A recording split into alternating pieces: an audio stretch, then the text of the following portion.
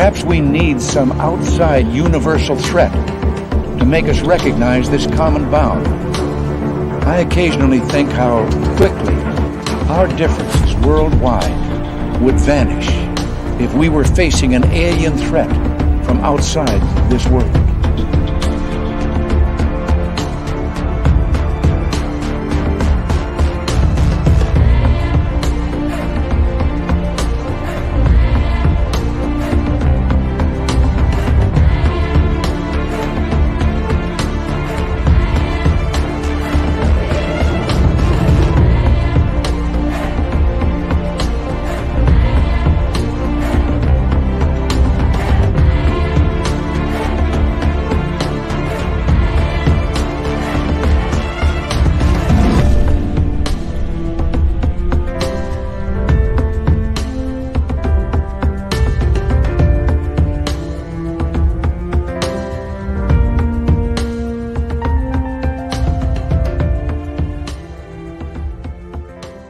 Ladies and gentlemen, welcome to Spaced Out Radio.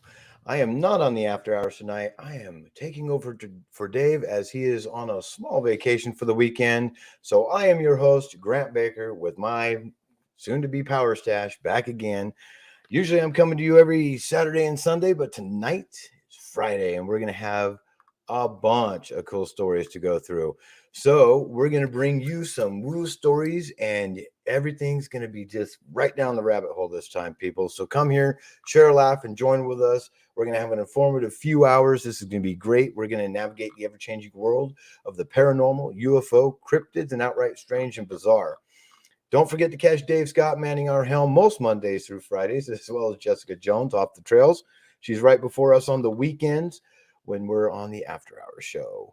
So if you missed any of our shows, know that you can always play them here on YouTube in our archives, which are always free. Our website is spacedoutradio.com, where we have a plethora of features for you, including rocking out to Bumblefoot, reading up on SOR Newswire, and so much more. We ask that you like and subscribe, and don't forget to ring that bell. If you could do us a huge favor and share with a friend, that would be incredibly grateful. It would help Spaced Out Radio grow to bring you, our listeners, even more content. Without you, SOR would not be possible. And for that, we thank you for the support.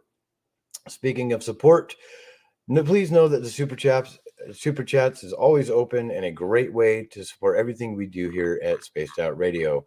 We also have a store filled with SOR swag and merchandise for your browsing pleasures, which also supports SOR as a whole. You can pick up a Woo hoodie, t-shirt, or tank top to support SOR at all times. We have mugs, thermoses, and so much more at spacedoutradio.com. Don't forget to follow us on all our other media sites like TikTok, Instagram, Twitter, and even Facebook. Links to all these and more will be down in the show notes. Now grab your favorite beverage, my friends, because we're going to get this night started. It is going to be amazing. Oh, man, you guys have no idea. This is going to be a lot of fun. So real quick, let's go and talk to everybody in the chats. Find out who won. I think it was Race Fan tonight got gold position. Good job, my man. Good job. Susan Place, you got silver, and Cosmic Fleur in the bronze. That is awesome. Thank you for being here, all three of you. Michael Fontaine, also welcome back to Spaced Out Radio. Oh, Paul Holland, always good seeing you, my man. I hope everything's going good in your side of the world. Donna Spencer, always good seeing you as well. Let's see, Kathy Evans, welcome back. Oh, man, Brown Dwarf, my man, always there for us. I love it. I love it. Guru. Mr. Lurks a lot. Yep, you're giving it away, my man. We got some awesome people ready for the show tonight. A Muse, welcome back as well. Filthy, always good seeing you, my man. Oh, my goodness. Julie Farrell, welcome back as well. Paradox Fossils. Ching. Gotta love it. James Santo, welcome. Lars Jansen, always good seeing you guys. Abe Droff, welcome, my friend. Metatron Futures. Oh, man, I love the names you guys get sometimes. These are awesome. BMR, Bigfoot Mission Rob. How you doing, my friend? Always good seeing you. Travis DeLuca, good seeing you. Trisha, welcome back. Drake C, always good seeing you as well. The Mac Geek. Well, I mean, it's Macintosh. What kind of Mac is it? Is it the Mac and Cheese Geek or the Macintosh Geek? I don't know. I'm going to go for Mac and Cheese, man. So yellow cheese or white cheese? You guys fight it out in the chats. Bart Viken, welcome. Drake C, always good seeing you. Let's see. YJ Overlander, rock on, man. Werewolf, man, dude. 5, 6, 7, 4. Made me sit there and think about the numbers real quick. Always good seeing you as well. Let's see. Roy the boy, welcome back, my friend. Good seeing you in here. Davy Jones Locker, right on, my friend. Good seeing you as well. Paranormal Pixie, good having you back. Nicholas Shaughnessy, the man who owns 3,437,000 race cars, and all of them are micro machines, but they're all ready for race day. Which one will win? Which one will win? Aunt Edna, welcome back as well. Linus of Gaia, hello. Good seeing you. Okay, I think I'm running out. Oh, no, the unknown's here. The unknown's here, guys. Everybody needs to say hello. Wave to the unknown. He might not wave back, but just flood him with waves. Travis DeLuca, oh, I already did that one. Overbuilt automotive. Hey, there's never been an automotive that's been overbuilt. I'm telling you that right now. I don't care how big that blower is or turbocharger is. It can always be bigger. Bigger CC injectors, I'll tell you right now. Gallons per minute, not CCs. On the rocks and in the soil. Good seeing you, my friend. Jeff Garvey, welcome back. Jenny White Bear, always good seeing you here. Always a staple of Spaced Out Radio. So real quick, we're going to have one heck of a show tonight, guys. This is something, obviously, someone gave it away. The guru is back. The crypto guru is back. His name is Ronald Murphy, but we're going to call him Guru for the rest of the night. He is an author, folklorist, and paranormal investigator.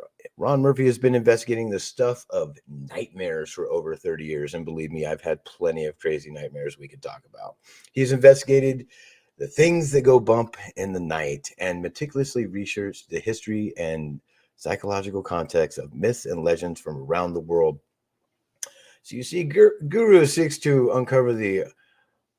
I'm going to mess this up. Archetypal precedent for the monsters that haunt our collective thoughts. His books can be found on many online stores, including Amazon, and I even found them on Thrift Books, people. They've already circulated that much around where Thrift Books is selling them, which is great because that way I can just pick them up because I have like 20 free books from them, people. Real quick, Tombstone, welcome back in. Sherry Knight, always good seeing you. And did I miss anybody else? Wanted to make sure I got everybody. Holly, always welcome back. Facebook user, unfortunately, I can say good evening to you, but I cannot see what your name is. Sherry Knight, welcome back as well. Let's see. Macintosh computer. There it is. We have another guest tonight as well, people. This is going to be... If you want to ever look up greatest show on earth, obviously it's going to be Spaced Out Radio, and I'm just biased. That's my own opinion. But then you're going to see that we had not only the guru on, but Lady Ann Selene. Now check this out. She's the owner of KPNL Radio and host of the Caravan of Lore, which is awesome because that's right up my alley. Will be joining us as well, and she's a lifelong experience who loves to deep dive in the deep end of the spiritual realm pool. Lady Ann is I'm going to mess this up, Reiki master, tarot reader, vampire witch, and obviously an author. Her book, The Diaries of Lady Ann, Aperture in the Veil Born in the Preternatural World, can be found on Amazon as well, as many as other online book retail sites. So join us tonight. I'm going to bring in our special guest. You guys are going to be amazed at what we got going on. Holy moly, I cannot wait. Let's bring in the guru. How are you doing, my friend? I'm doing excellent tonight, buddy. I'm so excited to be here. It's been a while. I think it's been like winter time, like December. I was on here last talking about the haunted nightmarish customs that surround Christmas, surrounds the Yuletide. But I'm glad to be back here, seeing all these spaced out listeners on there. What more could you ask for? Yeah, I couldn't ask for much more than this. And I talked to you just previous to the show, and the conversation went, which after, I've heard a few of your interviews before, And I knew just by listening to you, I was like, I'm gonna get along with this guy really good. I have a very intense desire to learn more about the cryptids, and especially being an experiencer of one myself. When it comes to just, gosh, there's hundreds of them out there, Frogman and all these other oh gosh, there's a Puckwudgie or something like that. Yeah, oh, absolutely. Yeah. If you look hard enough, you can find one in every state. Every region of this country has a colloquial version of something strange and unusual, like the Snelligaster down there in West Virginia, which is this kind of a dragon of some kind. But, all cryptids don't have to be scary, and they all don't have to leave giant footprints. For instance, the ivory-billed woodpecker of Alabama is considered a cryptid because it's supposedly extinct, but people do occasionally see them from time to time. So yeah, all cryptids don't have to be scary. They don't have to be monstrous, but I tend to the monsters more than anything. Gotcha. Yep. You see, people, told you this is going to be a great night, and just wait, there's more. We're going to bring Lady Ann in. How Good are you doing evening. this evening? Oh, it's I'm wonderful. I'm so excited to be here. Oh, we're excited to have you. Trust me. We're going to have a lot of fun with these conversations tonight. We're going to go places that, well, I mean, honestly, there's probably other shows that have gone this far, but let's be one of them. We'll be one of the greats. This is going to be fun. So realistically, and this is, Ronald, directed at you, and I'm going to ask you as well, Lady Ann, here in just a second. What really brought you into this field? I mean, you have supernatural things going on. You have the cryptids. Just what brings you into this type of study? I mean, realistically, you're a higher education man, and then you're doing this as well. So right, it makes no sense, does it? You shouldn't. This should have been educated out of me, correct? That's the way it should have been. But I go back a long time. I remember my mother and we would watch these great shows on television. In Search of with Leonard Nimoy, talking about Bigfoot and such. But back in the day, before there was podcast, there was AM radio. And I know that sounds like I'm dating myself, but this is the 1970s. This is around the time of Star Wars. So it's really not that ancient of a premise. But about once every month on a Saturday, the KDKA network out of Pittsburgh would bring in Stan Gordon, who was the godfather of the paranormal up here in Western Pennsylvania, and he would talk about various sightings that were happening around. And some of these sightings were happening in my little town, which was a 2-streetlight town where not much happened. So after the program on Sunday after church, my mom would load my brother and I up, and we would go out and investigate this ourselves. But nothing ever happened. We never saw anything, but it instilled that within me. But I will tell you this, and this was the summertime, and I was probably at the time, looking back on it now, maybe 7 or 8. And I remember my mother coming in from outside, and she said, there is a strange light outside. And I hurried up out of the house, and I went outside. And I grew up in a fairly rural area. Across from us was an empty field, which was several acres, so there was nothing in it. And sure enough, on the horizon of that field was a red light. What was so interesting, and in my childish recollection, it didn't appear as if it was a running light. It appeared as if the object itself was the light. And I'm sure that makes some sense to you folks, but to any listeners out there, again, it didn't seem like this was a one single light bulb or some sort of some sort of marker for some sort of aviation. It seemed as if the craft itself was a moving light, a sphere of light. It gradually moved very, very slowly. It gradually moved across the horizon and made about a 90-degree turn, to the point that, oddly enough, it would go over our house, which I find very, very strange. It would go over the house of the people that were looking at it, as if it knew we were outside looking. And I remember as it passed over the house, There was absolutely no sound whatsoever. But in the back of it, as it passed overhead, I distinctly remember seeing 6 round circles that were blue. Thrusters, whatever happened. If you would, as an adult looking back, it would seem that this was some sort of propulsion of the object, even though it wasn't making any sound. But it was a glowing red sphere of light, almost a perfect sphere of light. And on the back, there was the 6 blue circles, which I can only assume was whatever was propelling this particular craft. So when you saw this and there's no noise, no vibrations, was there any other noises out there besides? Nothing. This was the summertime. There was no spring peepers. There was no crickets, nothing. It was just completely standstill.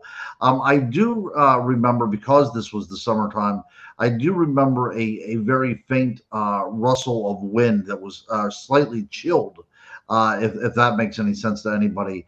But again, nothing definitive, nothing that I can say 100% that I had some sort of alien close encounter. But it's enough to keep you going. It's enough to say, hey, this doesn't make sense at all.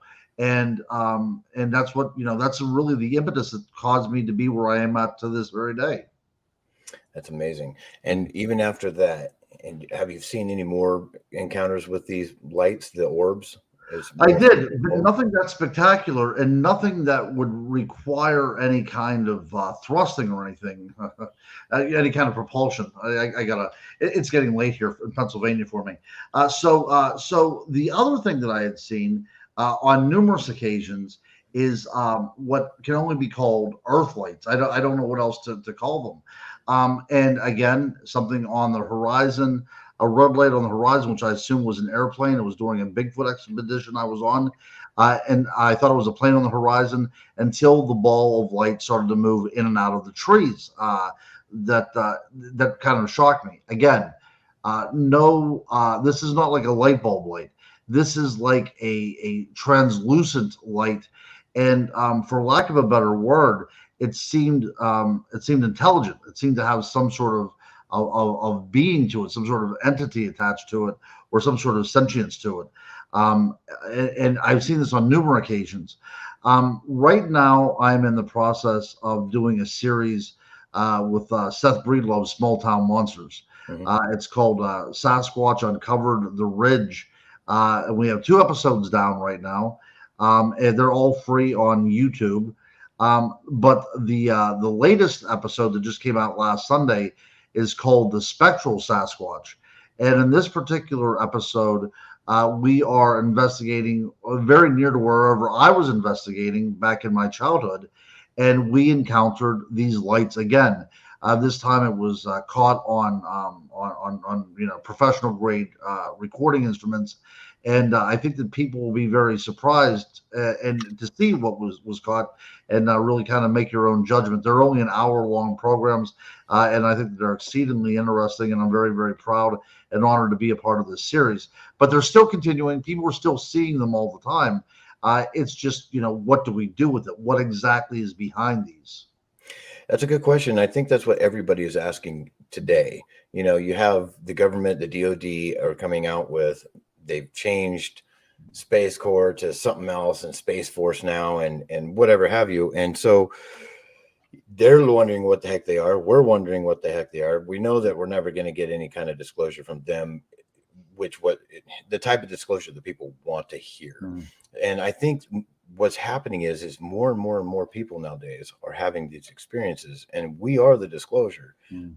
But unless we get higher up people that have backgrounds in science, backgrounds in biology, backgrounds in cryptozoology, and that talk to the masses, and once we can get some sort of AI together that can digitize everybody's stories and then go through it and find all the common denominators, at that point I think we're going to find out quite a bit more of what's going on. It's going to be on to us. Right. I think that's a good point as well too, because whatever these lights are, you're going to have to bring in a very wide, approach to it, because are they living creatures? I mean, are they something from another world? Are they probes? Are they projections of our own thought process? Whatever the case these happen to be, it's a very real phenomenon. It's just not me. It's just not Western Pennsylvania. These things are seen all over the planet. Yep. If we would go back 500 years, we would talk about will-o'-the-wisps in England, leading people into the swamps, for their demise. But one of these particular orbs, about the size of a basketball, came up to Tom Mihawk, one of our investigators, and he said that it was close enough that he could reach out and touch it. As he did reach out, the thing disappeared. But I asked him a question. I said, what do you think would have happened if you would have made contact with it? And he kind of thought about it for a second, and his face went white. What happens if you make contact? And I'm sure, if these things are close enough, if people do reach out and touch them, what does happen? I don't know if any of our listeners have had any kind of encounters like that, but these are the things that are really are really occupying my mind. I think about this all the time. Look, and the other thing that was so strange about this particular investigation is that we were out looking for Bigfoot, right? Doing the calls, doing the wood knocks and all this stuff. But if you were a ghost hunter, for instance, well, right there you have the orbs. You have the proof that you were looking for. If you were a UFO investigator, right there you have these intelligent lights that were moving in and out of the trees, seeming to observe what was going on. It was the perfect storm. And not only was it the perfect paranormal storm, but each one of us that was involved in this particular investigation all had a very subjective experience. It all meant something very different to each one of us. And that is really kind of mind-blowing if you think about it.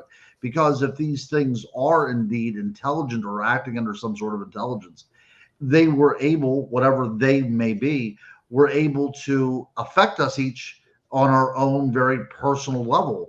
And that is amazing for a group of a dozen people that were out there. And that's one of the reasons why I wanted to bring Ann on so badly tonight. Look, this is just not a guys club, and a lot of people think that it is whenever we talk about cryptids and we talk about even ghost hunting, for instance. There might be a couple of para-celebrities out there that are women, but it's really the guys that are out there screaming for demons. And I've had the opportunity in the past. Dave has allowed me to bring on a couple of guests with me, but I think that it's important that a woman is brought into the field. I think there are women out there, but they are kept to the background for whatever reason. And it's really about time that they have the forefront. It's about time that they have the microphone and the spotlight, because they have so much to say as well. And several years ago, I was doing a conference with Lauren Coleman, and he suggested that if Bigfoot as an animal was ever going to be documented, it would be done by a team of women, because they go about the approach so differently than men do. So I'm very proud to be on here tonight with you, my friend. And I'm very proud to have Ann on here as well, too. Ever since I first met her, which was a week ago today. No, a week ago tomorrow, as a matter of fact. We just met. But our energies kind of seem to coalesce, and we kind of have this weird synchronization going on. And I really learned a lot from her. And I think that you guys will learn a lot from her as well, too. It's impossible not to like her. I can agree with that. And Lady Ann, as we're speaking about you, and I do agree with you, Ronald. It's one of those deals where, if anybody watches my other show, which is the Spaced Out Radio After Hour show on the weekend, it's right after our Cryptid Huntress show, which is Off the Trails. And we have two very special ladies in there, Danielle Diva and Gentry Anderson, both of which I think are making the After Hour show better than I could make it by myself. 100%. It is, when it comes to women being in this field, I believe, and Lady Ann, I'm not trying to be anywhere kind of weird or anything, but women have a better brain when it comes to figuring the stuff out. They're wired differently, and I think are more sensitive to this stuff, and have a little bit more articulate and bringing it out in the feelings. And Lady Ann, you're on the show, and I welcome you here. I'd like to ask you as well, what brought you into this field? I mean, honestly, you've written a book. You're an author. I've yet to read it, but now that I know it exists, I will purchase it and I will read it. And if anybody else wants to find it, whether you're on our chats or on the radio station side of everything, you can find it on Amazon. In the show notes is the name of the book. And so what brought you here? I mean, what brought you to the field? Yeah, well, first of all, I want to thank you both so much for having me here, and thank you for everything that you both said. It means a lot. And gosh, I mean, what brought me here? You know, I'm a lifelong experiencer. I've had weird things happen since my earliest memories. Last time I was on the show, actually, I talked about how, in my very earliest memory, the very first thing that I remember is I was about a year old, and I was taken over to my babysitter's house. My dad had left me in front of this beautiful picture window, and I can still see the colors, the oranges and the yellows and the golds. And as I looked out on this, I remember thinking, wow, I came back. And so I just knew that I had been here. And then from there, the memories, are being in my crib, and I remember looking through the little bars, and I would look in the hallway and I could see these shadow entities.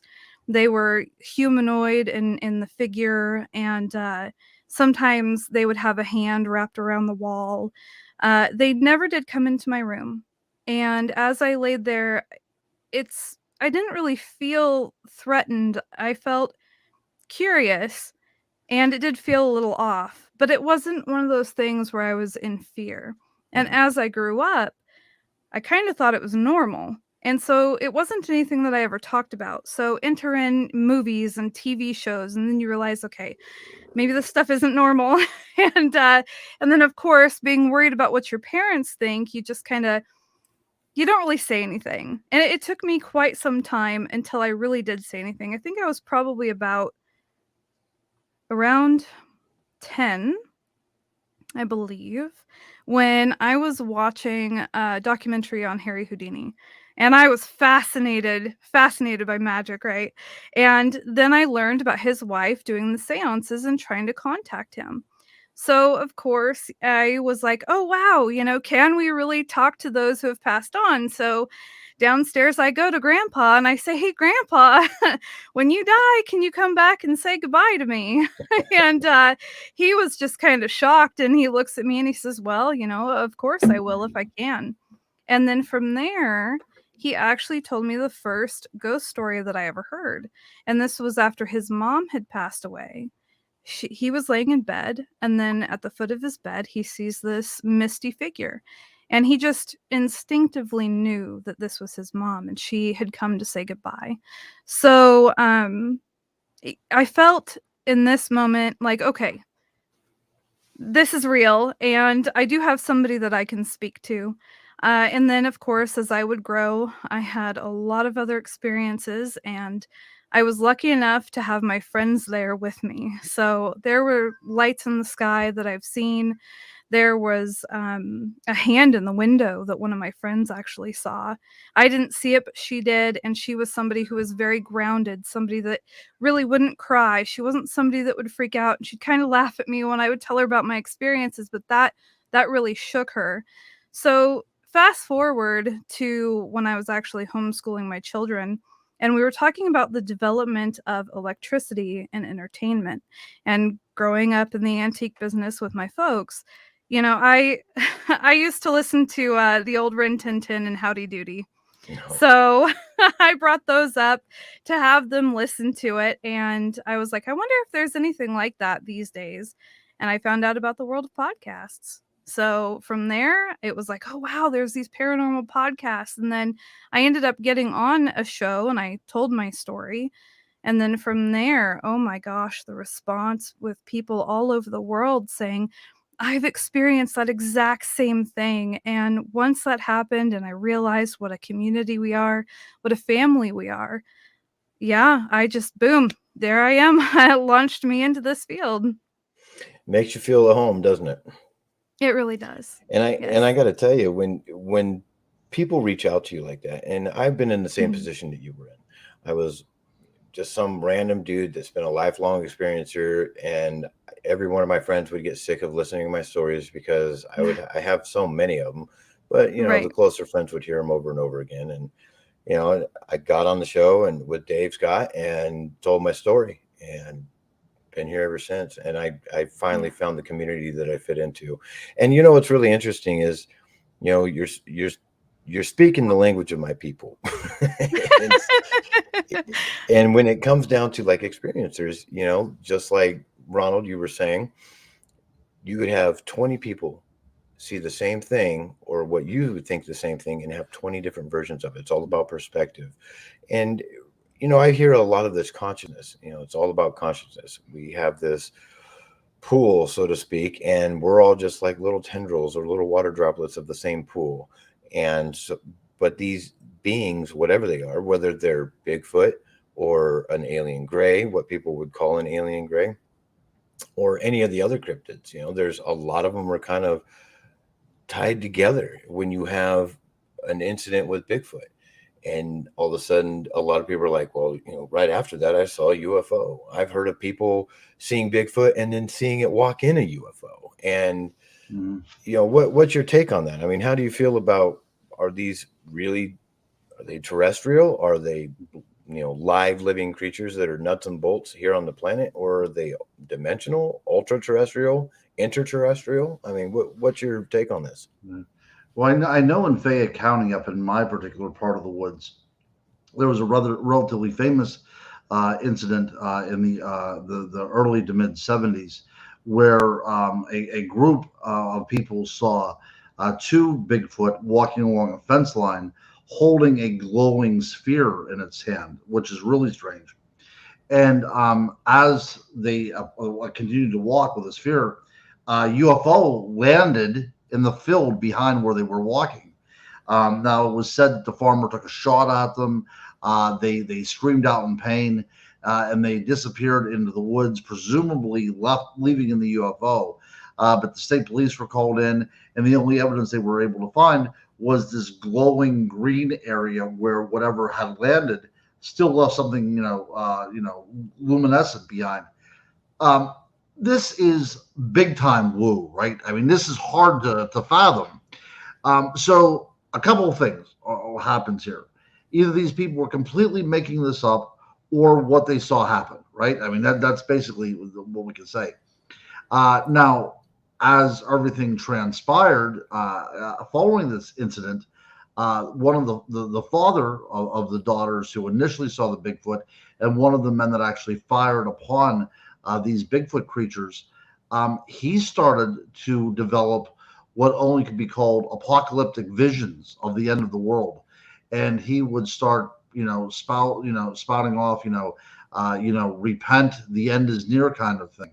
So something happened to him, whether it was the way he was brought up internally, and this incident so affected him that something snapped in him, and now he's reverting back to what he had learned as a child, or he indeed was receiving some sort of visions. And if that is the case, then we're not talking about anything that's flesh and blood, right? We're talking about something that transcends space and time, right? It's not part of our world. It can visit our world, but obviously it has a more objective view of what's going on, almost an omniscient view of what's going on. And then that can put us into the category of angels. It can put us in the category of demons. A whole lot of things are going on here. But that particular case is one of the most shocking cases that I had ever encountered. Of course, I was a child whenever this happened, but it's been reported to the point that it has pretty good standing in the Bigfoot community. But a lot of Bigfoot researchers throw it away because it has everything else attached to it. And that's what happens in this field. So many people are in particular camps. The flesh and blood camp will throw this story out because it doesn't make sense to their schema, right? And the people that think that Bigfoot is an alien will throw out flesh and blood reports. So nobody's working together. All that's going on in this field is people are trying to go in with a preconceived notion and find material that's going to bolster their claim, right? It's a fame game almost. Everybody's jockeying for position. But I really think that the field, the cryptozoological field, the paranormal field, is changing, and I'm hoping that it changes for the good, because I think a lot of people there's a lot less people seeking celebrity, and more people are coming to this to try to find answers, and that's very important. And not only is that important, but it's also very important that we share data and we keep an open mind and we have discussions about these things, because without discussions, we're never going to get to any kind of a plausible conclusion. I've said before, after I finish all my books, it never ends in a period. It always ends with a question mark, because there are so many more questions that are asked whenever I write my books, regardless of what subject. And the farther you go down the rabbit hole, the more you see that everything is kind of interconnected. When we were talking about Bigfoot, and we talk about aliens, and we talk about Earthlights, and Ann and I were having a discussion the other day on the phone concerning the idea that water, the very substance by which this planet is mostly made of, and what makes up the majority of who we are, can also be manipulated through thought processes. That changes the whole game. Is it possible that we are projecting this onto the world, and the world around us is our canvas, and we are kind of like the directors sitting back and choosing what's going on? If that is the case, that's just as fascinating to think that there's a Bigfoot walking around out there. So again, we're all looking for answers, but that's my little take on the subject. Absolutely, and that's great. That's a good way to look at it, and I really do believe. I mean, I don't want to go too far down this rabbit hole, but there's a lot of people that, it's spiritual. It's part of our soul and our consciousness. And realistically, if our consciousness is just a big pool with a bunch of different facets, and each of us are an individual facet that is experiencing this world or this life, and kind of having this, consciousness reflect back on itself. And anytime we want to build something, like there's people that say it's in the music, there's people that say everything that we've ever built, this house that I'm sitting in, this computer that I'm looking at through, these are things and thoughts that already existed in this so-called library of consciousness, and it's just data transfer, data dumped down to you, and you just create it, and we're literally painting our canvas as we speak. Everybody's doing it together. And the whole water one, that one was actually a phenomenal thing, that when I heard about that, and I was like, what in the world are like thought process, and you can change how water does certain things. And that got me hooked. I was like, oh my gosh, this is awesome. And of course, being an experiencer, I've told you before, previous to the show, when I had met Bigfoot, it was in my mind at the time, of course, I was 11 years old. When I'm looking at this thing, I'm like, man, this is a live and living color in my dimension creature. Like, I thought it was real. It looked real. It had a shadow. It moved. It made noise. When I moved, it looked at what I was doing. And I don't want to rehash it, but when it did run away, and then the 11-year-old brain of mine was like, well, that was kind of weird. He kind of just disappeared. I thought in my head, I moralized it as he just went behind too many of the manzanita bushes that now I can't see him. But these manzanita bushes, it was dead middle of summer. There wasn't a lot of leaves on them, and I could see pretty much through a whole bunch of them, and he just dematerialized. And it wasn't until years later that I kind of got it wrapped around my head that maybe this is something different. This is something that has to do with more non-physical or dimensional, and maybe even a consciousness aspect to it, because I was the only one that seen him. I was the only one that was there, unfortunately. I wish I could have been with somebody else, like my sister. Of course, she would have freaked out and stuff like that. And whether she believes it or not, she knows that what I believe in, and she's just kind of like, okay, and that's fine. They're very tolerating. We'll just put it that way. Lady Ann, have you had any experiences with Bigfoot? I have. I've actually had a couple. The one that, the first couple, it was just kind of, I questioned it. But the third one is the one that I talk about the most. And actually, I had told about it on the last time I was on, and it was also the story that really stood between me getting my book published or not, because this this really changed my view on Sasquatch. It started out where we were just doing a ghost investigation, and that was the focus. And, when you're doing a ghost investigation, it's a very, one way. So there's sounds, and you've got your equipment, and there's kind of like a road that you take. Well, through the spirit box, we kept hearing a lot of different things in regards to the land. And it was talking about land and missing and trees. And so I was like, all right, well, why don't we continue the ghost investigation out in the woods? And so we pack up and we go out into the woods. And, it's not something I talk about a whole lot.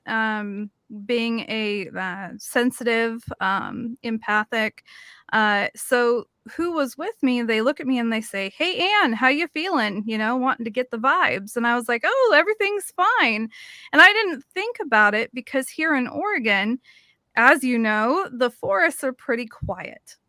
But over there, oh my gosh, it is an orchestra with the cicadas and the crickets and everything. It was amazing. But I just didn't really realize that because that wasn't what I was used to. So of course I'm like, oh no, everything's fine.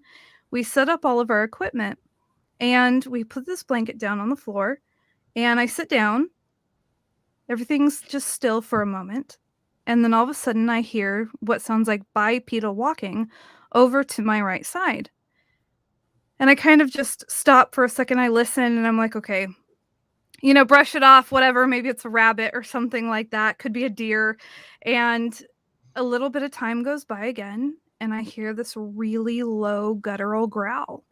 Well, right there, I look at the other people that I'm with because I'm like, okay, did they hear it? Was that just me? And they didn't have any kind of reaction whatsoever. So I thought, okay, I'm just being a scaredy cat. This is all on me. And I stand up and I turn around and I grab this flashlight and I decided, okay, I'm going to turn it on. I'm going to look around. So I'm looking around and just out of the light of the flashlight, you can see the silhouette. It looks like it's got its arm around the tree. You can see the head, the shoulder. And I just was sitting there going, I wasn't out here for you. I didn't want this to be a part of my reality. And I thought, okay, I'm not seeing this right now. So I look around with a flashlight in a different location. And then all of a sudden we hear a really loud, open-handed slap against the vehicle that we came in on. And at that point, I was done. At that point, they had looked at me and they're like, "Are you okay?" And I tried to say yes. And then I was like, no, we need to go out to the field. I can't be in here. So they're like, all right, we'll go out there. And we go out to the field and we set everything up. And of course, Heather Mosier from Small Town Monsters, she was with me. She decides to get out her phone and she ended up playing the 1994 Ohio Howl recording. So she's holding it up, that's playing, and sure enough, out of the woods, the same sound, the cadence and everything just comes way just loud and out at us. And I'm sitting there and I'm just like, there's no way. There's no way. Like, am I really hearing this right now? And of course, then it goes to hearing this tree being ripped up out of the ground and being smacked against another tree. And I was just like, go, go, go. I'm done. And in that moment, I'm like, I'm good. I'm now a knower. And I don't ever need to go looking for Sasquatch ever. I was terrified. And it took me quite some time to even be able to talk about the story. But it was when we got back and I was able to gather my thoughts and calm down that I thought, okay, there are these two different camps. The people that believe it's flesh and blood, and then the people that believe that it could be something else. And I decided, okay, let's get out the spirit box. Let's do the Estes method, which is where you have the blindfold and your noise canceling headphones. And we set everyone up. And all of a sudden, it's like you could feel a presence that kind of circled around us. And one person was behind Heather, who was on the Estes method, and they turned on a flashlight, and it was up kind of at the ridge because we had seen, here again, the moonlight was kind of coming behind it, so you could see that exact same silhouette. I was not the only one that saw it. So one person turns on the flashlight. Again, Heather's facing away. She's blindfolded and everything. And she says, bright, too bright. So boom, we turn it off. then she says, "See, you see me." And it was, I mean, it began communicating with us in a way where it talked about how we as humans, man, have become disconnected from the earth, that we've lost something.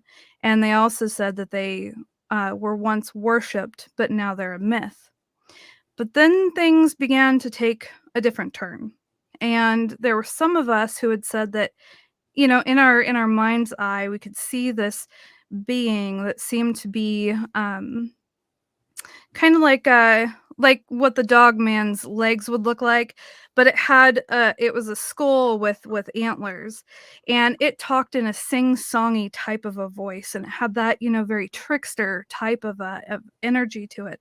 And then it began saying other things that we were just like, okay, we're cutting this off, we are absolutely done. And we'd also, it's like you could feel the Sasquatch just fade away when that came in. So I don't know if there's a possibility that Sasquatch could be both, where there's the physical, regular kind, and then maybe there could be a trickster or shapeshifter that can take on, you know, that shape. I don't know. I mean, gosh, at the Dogman conference, which you and I have talked about, Ron, I just there were so many stories that overlapped with people saying Bigfoot and Dogman. And there, I think that there was one about the Sasquatch like morphing into a Dogman. So, I mean, I have more questions than answers now. You know, realistically, I think that's the way things are going. You know, the Mhm. more we dive into this, the more we talk, the more questions we have. And that's, you know, like Ron was saying, it's one of those deals where we need to talk about it. We need to, you know, basically we just got to keep the ball rolling, you know, kick that can down the street. Ronald, you were talking a little bit earlier about Dogman. You know, what's up with Dogman? And when you guys went to this, you know, meeting or this meetup, you know, what happened there? Well, it was very interesting because I guess we found out about this about 3 or 4 months ago. So Josh Turner, he's from Texas. He gathered some people up in the field and decided to put on a conference to talk specifically about the Dogman werewolf phenomenon. Ken Gerhard was a part of it. So was Lyle Blackburn, and oh, you're gonna have to help me here. Barton Nunnally. Let's see. Redfern, Nick Redfern, that's right. That's right. David Weatherly. Yeah, David Weatherly, that's right. I didn't want to leave him out. A lot of people were involved in it, and me included as well. And he was going to have it in, of all places, Paris, Tennessee. It's really kind of out in the middle of nowhere, and about 500 people showed up. I'm not exaggerating. It was an amazing amount of people to show up, and people were bringing kids, and people were coming in from like Alaska and California. So when we talk about what you just said about talking about this and having an open forum, we can see that people need to do this, right? People want to gather and talk about this. But if it was not for Josh Turner to do this, this would have never happened. And I would never have met Ann, and I would never have been able to bring up my topics. And we heard a lot of really cool stories about experiencers and people that wanted to talk about the legends behind all this myth and everything. But again, after I think that you'll agree, and that after the conference, we are really left still up in the air with no honest conclusion about what the hell the Dogman phenomenon is, right? Because even though we were there, it was about a 9-hour conference. Even though we sat through all these great speakers, we really still do not know what's going on because, as you had said, it's still very subjective. Everybody that experiences this creature is left with a different opinion of what it is. Oh yeah. You know, and unfortunately, anybody that's listening to the show, if you look up Dogman on just random Google search, you're going to see so many different pictures of what people have seen or what, I mean, there's article after article after article of these experiencers, you know, not even with just Bigfoot. I mean, you look at a map and this map's old, you know, it's like 10 years old that people constantly bring up with all the pink and purple dots and stuff. And there's thousands and thousands and thousands of encounters of these things. And what's really interesting is I mean, when you look at how many, I encountered Bigfoot in Shasta County, Northern California.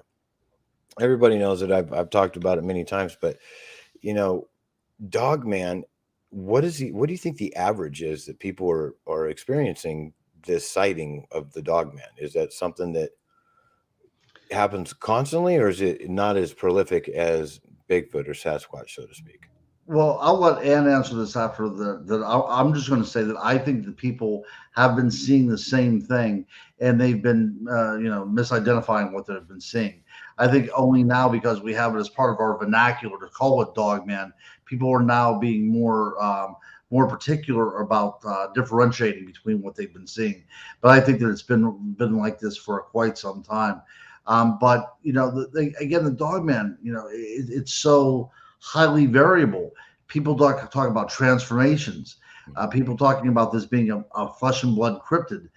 People talk about this being some sort of tulpa created by the human imagination. And a lot of times people think this is the new kid on the block, but in reality, the idea of the Dogman goes back, thousands of years.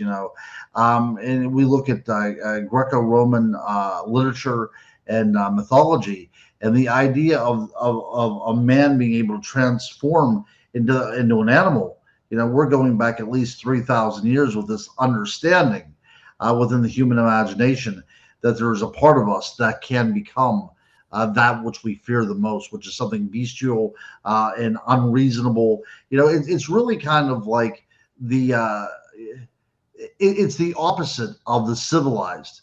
If we do not mind our manners or don't say our prayers at night, whatever, from the Wolfman movie, anybody could become this creature that is so despised by every race because it's feared. That's, you never hear about a good Dogman encounter, right? People talk about being, seeing Bigfoot and left with some sort of wonder.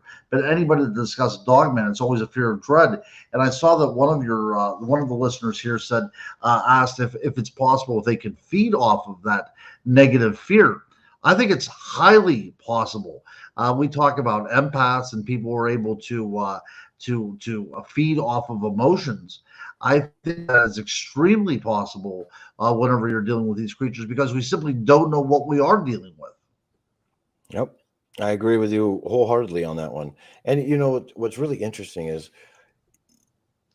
you get the stories of Bigfoot. Now, I've heard people say, hey, there's a mental connection, like they'll talk to you through your mind, and or you'll have some people that are like, oh yeah, they're friends with them, like they've met them before. Right.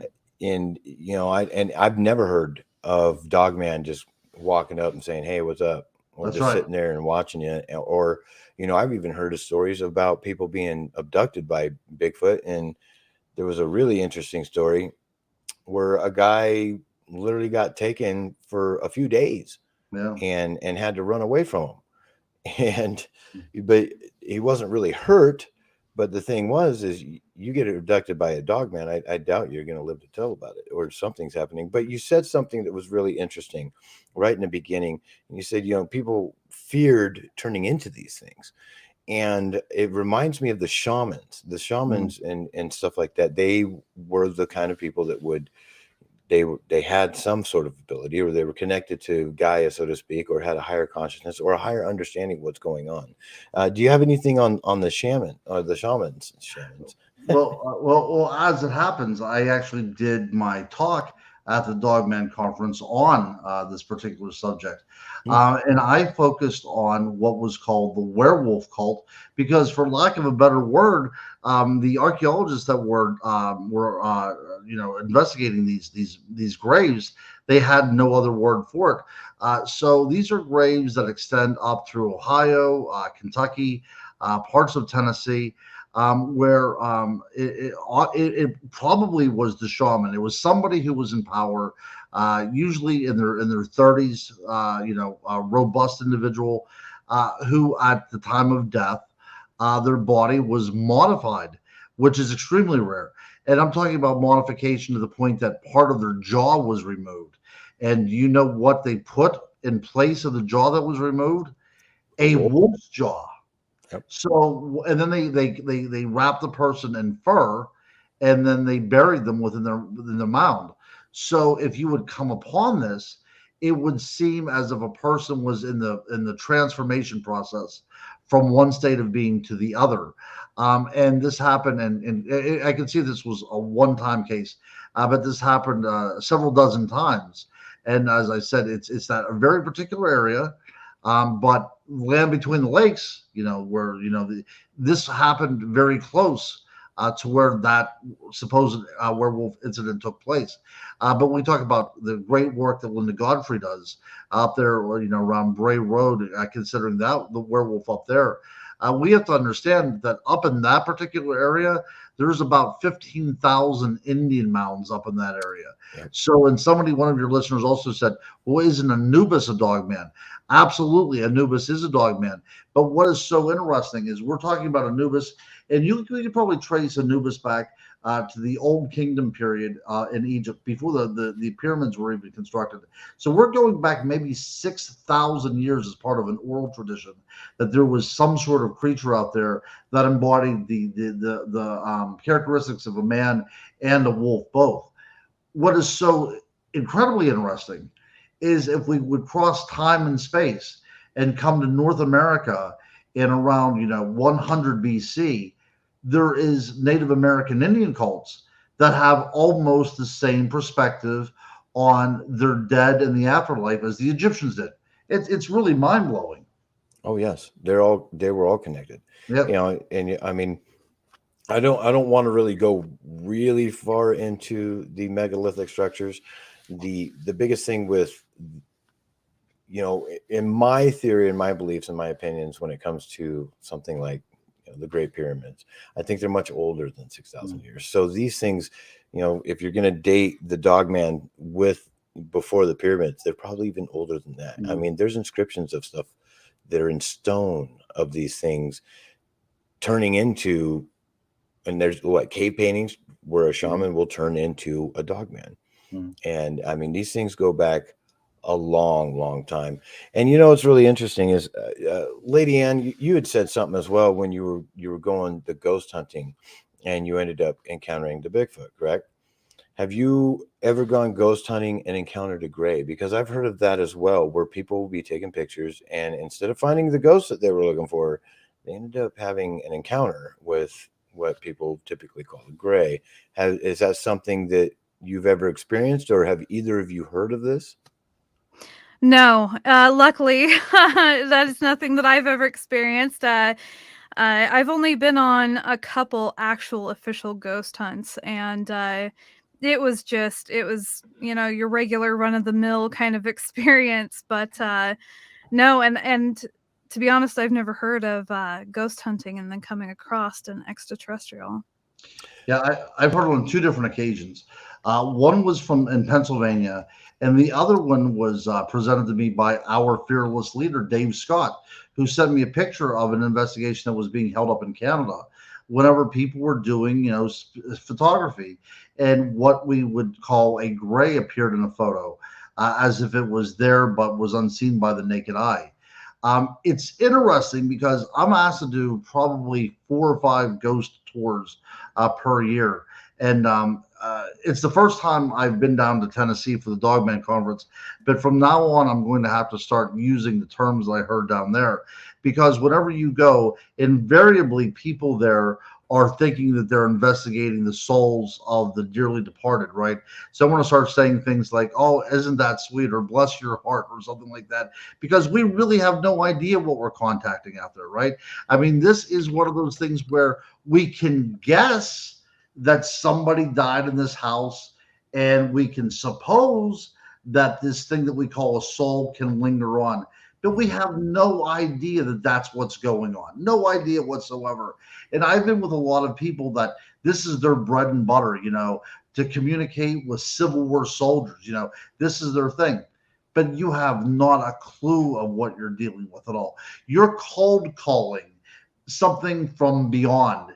And there's, sometimes you have good things answer the phone, and sometimes you have bad things answer the phone. So you really don't know what you're getting yourself into whatsoever. It's interesting you brought this up too, because whenever I was talking to Ann the other day, because like I said, we just met, so we tried to like download all this information that we've acquired over a lifetime in the period of a few phone calls.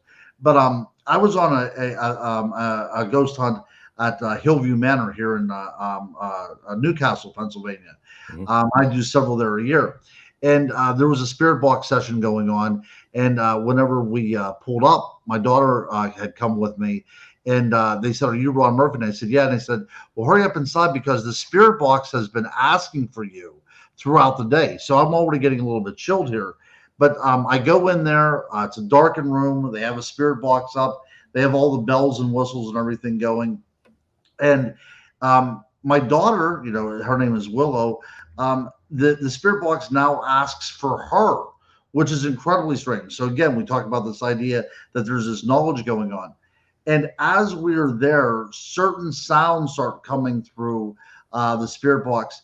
And one of the sounds sounded like my then 5-year-old son calling out for me, "Daddy, daddy, daddy, daddy," like that.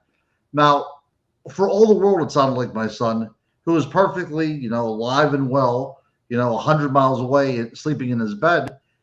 But again, is it possible that some of these things that we're communicating with is from our own world too? Is it possible that these ghost investigators are going into a place and they're communicating with their future selves? Or are they communicating with the spirit of their loved ones that are still alive and simply are being drawn in by their energy? This to me is much more exciting, and this gets my juices flowing a lot more, to think that we're going out there and we're trying to find some sort of Civil War battlefield guy, That is awesome. Yeah. And it's I have never been to any place where they've had one of the spirit boxes. They had an app on a phone, and I figured it out real quick. It was bunk because you're supposed to leave it on a flat surface and just sit it there, and it will just randomly go off. Well, what I found was it's vibrations. It uses the gyrometer inside the phone for vibrations. So anytime you can make it do it by tapping the screen, and and so I found that to be. I want to see a real one. I've watched on other social media sites, one of the biggest up and coming ones, which is everybody knows it's TikTok. There's a gentleman on there that actually has conversations with, he has 4, 5, 6 different types of spirit boxes, and he has conversations with these things and asks them questions. And, it's really interesting to think about, okay, we are all energy, and basically that's what we are. And it's getting it from somewhere. And if we could actually expand our vision, our true eyes, from the tiny bit of light waves that we can see in, and just go another, into the infrared, or maybe even a little bit more, you would probably start seeing some interesting stuff. Real quick, Jeff, or excuse me, the word of the day is Rod. So for any of the Space Travelers Club, your password is Rod. The oyster sets a clam every night for the Space Travelers Club. Use it wisely, everybody, as Dave would say. Real quick as well, it is the top of the hour, so if anybody needs to take a bit of a break, feel free to do so. Again, Dogface Boy, let's see. Thank you so much for the super chat. As we tell everybody every night, the super chats are open and a great way to support SOR as a whole. We get new swag on our website all the time, and if you want to see Fylth's drawings, go to spacedoutradio.com. Now, Ron and Lady Ann, if you guys need a break right now, now's the time to take it. And just for everybody to know, this will be a 3-hour show. We will start taking questions probably in the 3rd hour of this show tonight. If you guys do have questions before then, please put them all in caps so they catch my attention and I can put them up on the screen, because we have a long ways to go and way more information than 3 hours can ever hold. So thank you so much, everybody, for being here. Gotta love everybody in the chats. Ron as well, thank you. And Lady Ann, thank you so much for being here with me tonight. If you guys need a break, go ahead and take one. Anybody in the chats have a questions real quick before we continue our next 2-hour session? Yes, I'll be back. My cat's begging to get out of the room, so. You're going to pull a Fylth and wrangle some cats. All right. We will be back very shortly, everybody. I'm going to go ahead and leave you with some music. That way it's not as boring as it could be. Let's see if realistically. There we go.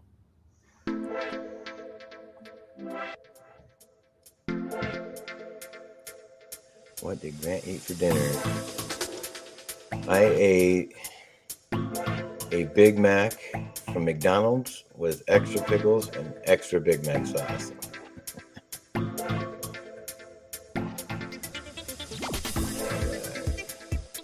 We'll be back in just a moment, folks.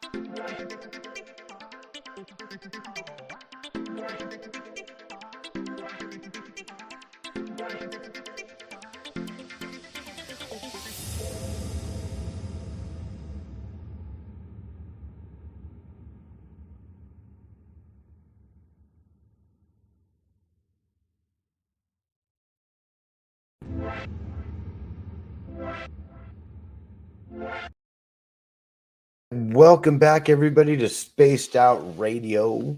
We are having so much fun tonight talking cryptids and hauntings and the Woo train is at full speed ahead, everybody. I just wanted to thank everybody in the chats for being here with us tonight. And like I've said before, these super chats are open and a great way to support Spaced Out Radio as a whole. Tonight's guests are absolutely amazing. This is going to be a great show. We got 2 more hours, and try to reserve your questions for the 3rd hour, and we can probably get through some of those. We have so much more to cover and so little time to do it, but I'm going to bring our guests right back in. We got the crypto guru. What's going on, guru? Hey, not too much, but I do want to jump into one of the things over here that's happening in the comments, if I could. Just one little side note. Absolutely. Okay, so I'm a big pickle fan, okay? I love myself a pickle.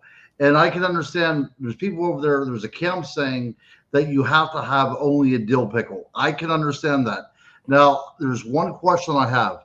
Okay, I have no time for the sweet pickle either. But what about the bread and butter pickle? See, that's the thing. The bread and butter pickle sometimes can be okay on a sandwich. I will admit that I've eaten them on sandwiches, and I do not. In fact, I have some in the fridge right now. I'm a pickled type of guy. I have pickled beans, green beans. I have pickled eggs that we're making. We have all kinds of pickled items. Nice. In fact, it is wild. But when it comes to sweet pickles, I'm sorry, I just can't pull them off. I can't do it. Can't do it. And the bread and butter is on the fence. On the fence. I agree. I'm definitely a dill guy. Dill and spicy. I have to. And now, okay, Thin Lizzie Borden, you came up with one of the only ways you will catch me eating them out of the jar is if they got some sort of spice in them. If they don't, I am breaking out some hot sauce. There you go.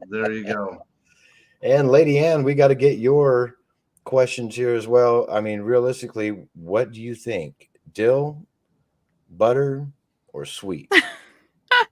I'll be honest. So my grandpa, he used to eat the sweet pickles on peanut butter sandwiches, and that's awful, I tell you. It really is. And so for me, it's only dill pickle, and I will only eat a pickle on a tuna fish sandwich. I pick them off of everything else. Oh. To each their own. Yeah. Yep. I mean, I'm going to tell you right now, everybody's got their own flavors and everything. So I will literally almost eat anything that's pickled. They have these sausages called Hot Mamas or Big Daddies. Oh, yeah. And I can annihilate those things. I will tell you right now. But when it comes to my favorite thing in the world, really, I will eat a pickle on almost anything. And just like today, someone asked me in the chats. In fact, it was Thin Lizzie. She's, what did Grant have to eat tonight? And I literally had a Big Mac because I didn't have time to go eat. And that was what my significant other was picking up for our kid. And she's like, what do you want? I said, just give me a Big Mac, extra pickles, and extra sauce. Because in my mind, they never put enough sauce on those things. And whoever made that burger for me today went a little haywire with the sauce, and I absolutely loved it. Absolutely loved it. Oh my gosh. I could drink that stuff. So amazing. And everybody's like, oh, their fries are great. Well, I don't eat many fries, but that is okay. So back to the story at hand. We had previously talked about Bigfoot, UFOs.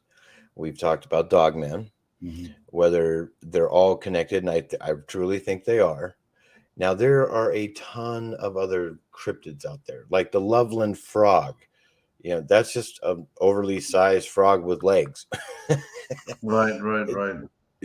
Have you come across? I mean, you've gone Bigfoot hunting, correct? I mean, okay. Now, have you found tracks? I have. Did you cast them? I did. Yes. I also send things to Dave as well too.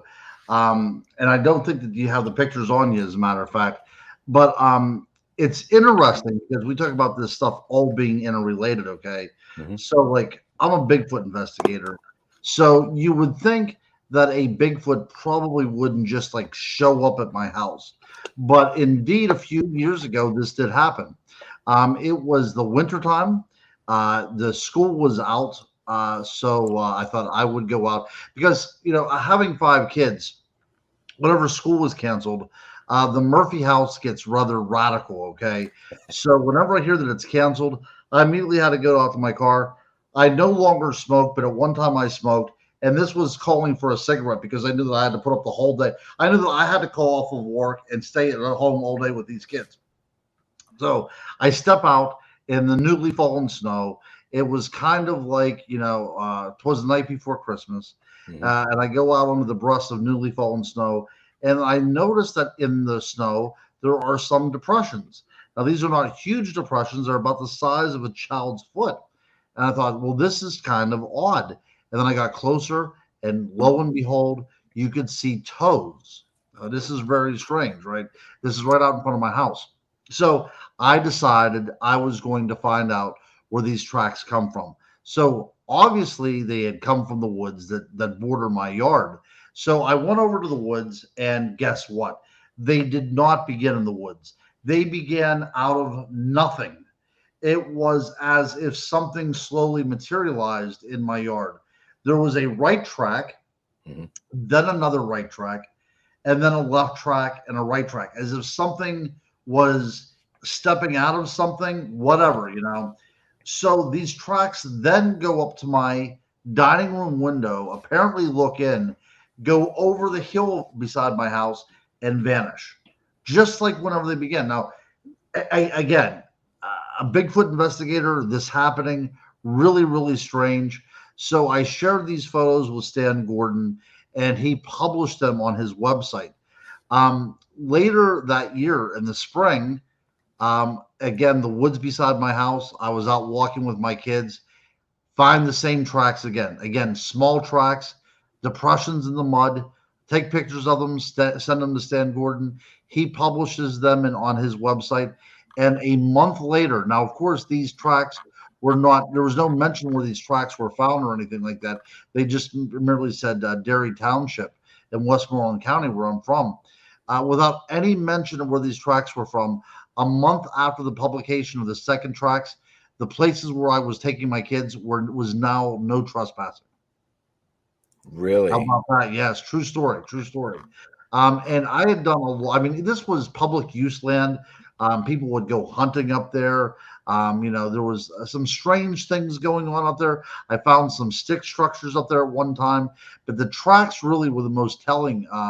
And this was a strange thing to happen, as if, you know, they didn't want anybody out there anymore. But yeah, very strange. And I do have pictures of them, and I did send them to Dave. So maybe one day we'll get on the show and you know, we'll talk about this again. But again, like I said, whenever I was talking to you before the show came on, sometimes these appearances, these manifestations are almost like gifting, you know, that, hey, I can trust you with this. Let's see what you do with it. Let's see if you can handle it. And that's the way I felt as well, too, because how does a Bigfoot investigator get a Bigfoot in his yard unless there was some sort of unspoken communication going on there? You know, I've heard you say that before on other shows. There is an unspoken communication. You got to almost give a part of yourself to them and a trust to them that they're going to go ahead and get back to you. That's right. And you have mentioned before, and for anybody that's listening, you can go back in our archives and listen to this. The last one was in December when you were on last time. And I remember that, and of course I had listened to it again today, just kind of refresh my memory on it. And you had said, you know, there's this part of you, when they come, it's almost like a gift. It's like they don't have to show you that they're there. They just make themselves aware. And I've never, you know, I've had some people sit there and say, oh, you know, Bigfoot scares the heck out of them and all that jazz. And it can be, it's daunting when you go out in the middle of the night, you can't see really what's around you. And then you hear these noises. And in your case, Lady Ann, where the trees are being ripped up and howling and stuff, that can be very frightening. But then, you know, mine was in broad daylight. And I mean, like, I don't even think it was noon when I seen this thing. And I've heard a lot of those stories as well. Going back to it, though, like you're saying, that they have the ability to just kind of melt away. So when you were sitting there just saying, oh, hey, you know, I got a right track, a left, a right. Is there a part of them that's still in a different dimension or in a different realm? Do you think that they're kind of stepping into ours just enough to where they can be visible? That's what makes sense to me. It almost seemed as if it gradually took on a physical form with weight, and then it manifested in a physical form, and then it just simply, disintegrated out of our dimension. Now, this is very important because whenever they take on a physical form, if this theory that we're coming up with right now is correct, right? Because none of us are experts here, so we're all coming up with theories and conjectures.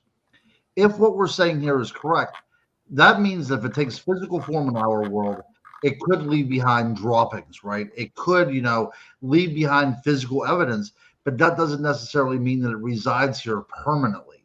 It means that it can come and go out of this physical dimension and go back to where it came from, or into another realm, or whatever have you.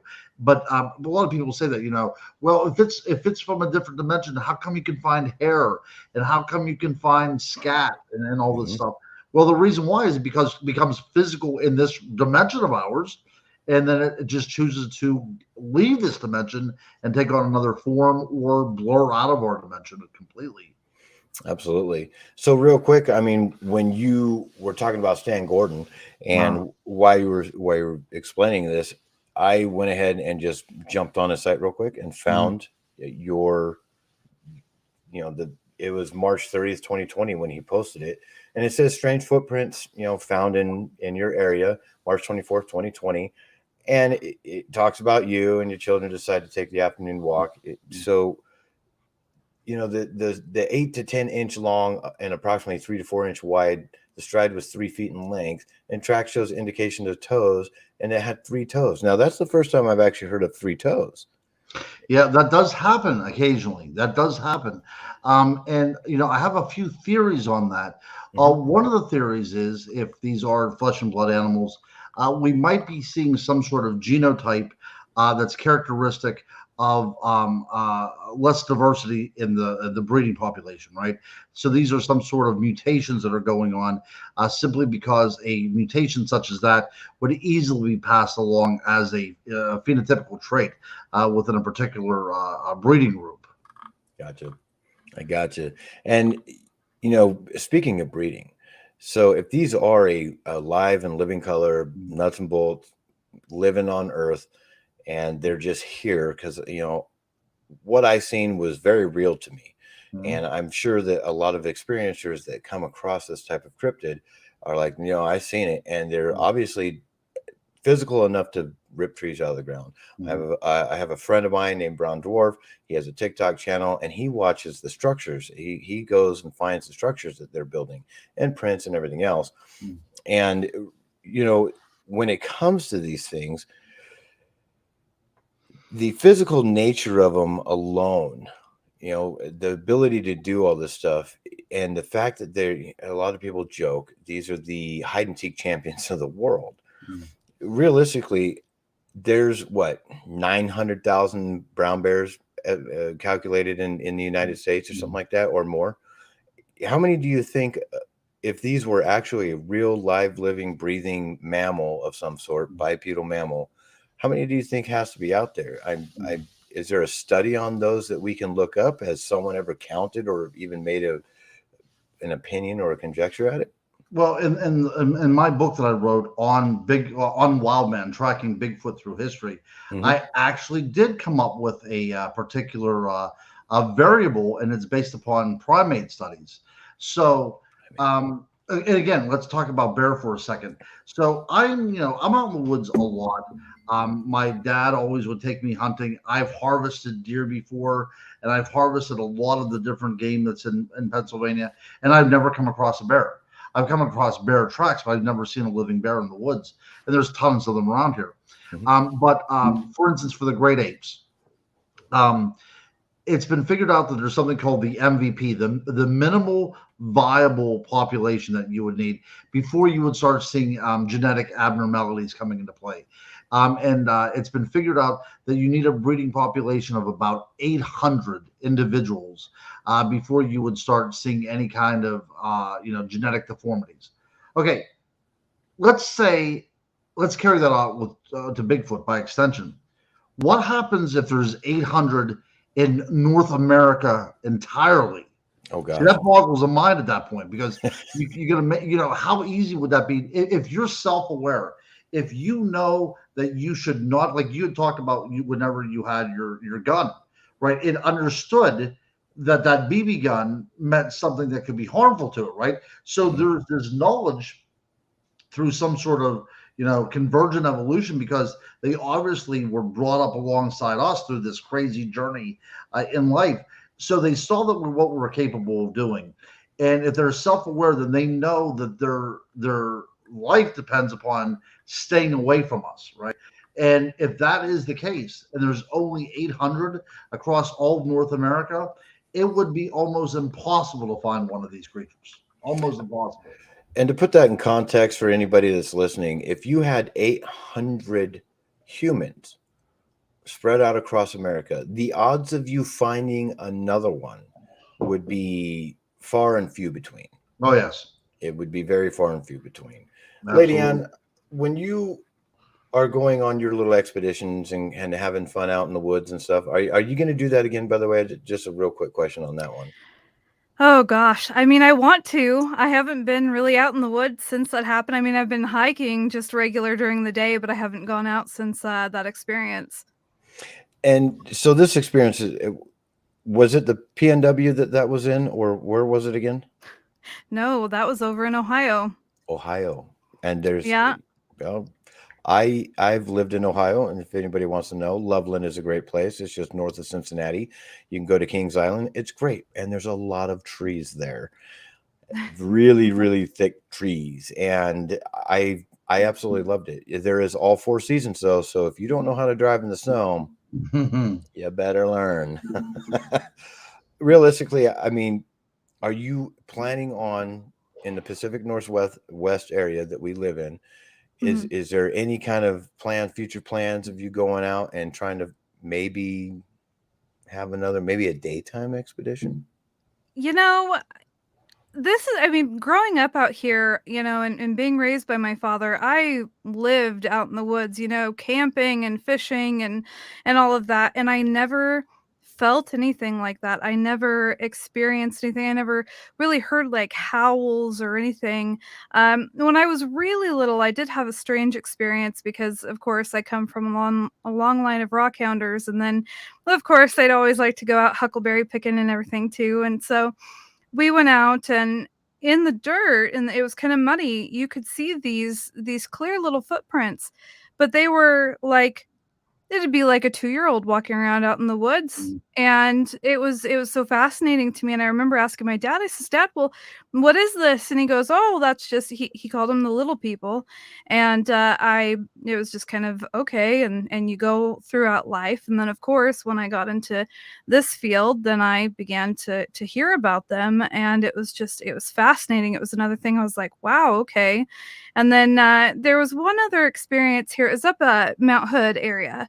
Oh, And isn't it beautiful? And so I went out camping, and I was just relaxed. This is during the day, and I heard someone call my name, and it was in a specific cadence, and I kind of listened. They called again, and at the time I was married, and my husband at the time, he was down at the river with the kids. So I go down, and I'm like, what are you yelling for? What do you need? All of them looked at me, and they said, we have no idea what you're talking about. They didn't hear anybody call for me. They didn't call for me, but it sounded like his voice. And to this day, I have no idea what that could have been. But then again, in Ohio, every time I've been to Ohio, I've had some kind of experience, whether it was, you know, because that's where I did my first ghost hunt. And then, of course, that's where I was out in the woods. And I mean, gosh, Ron, you and I have talked a lot about Ohio lately, that entire area, the energy of it, the Native American culture. I mean, it's an entire study that I'm really wanting to do. That's awesome. Yeah. And the idea of something calling your name, that has been something that was picked up in the Bigfoot field for a while, as if these creatures just sit back and listen. And they gradually, you know, understand what's going on and who you are, and they try to imitate the voices that they hear. But also, eerily enough, dogmen have been said to do the same thing. Really? Go as far as trying to call people out of the house.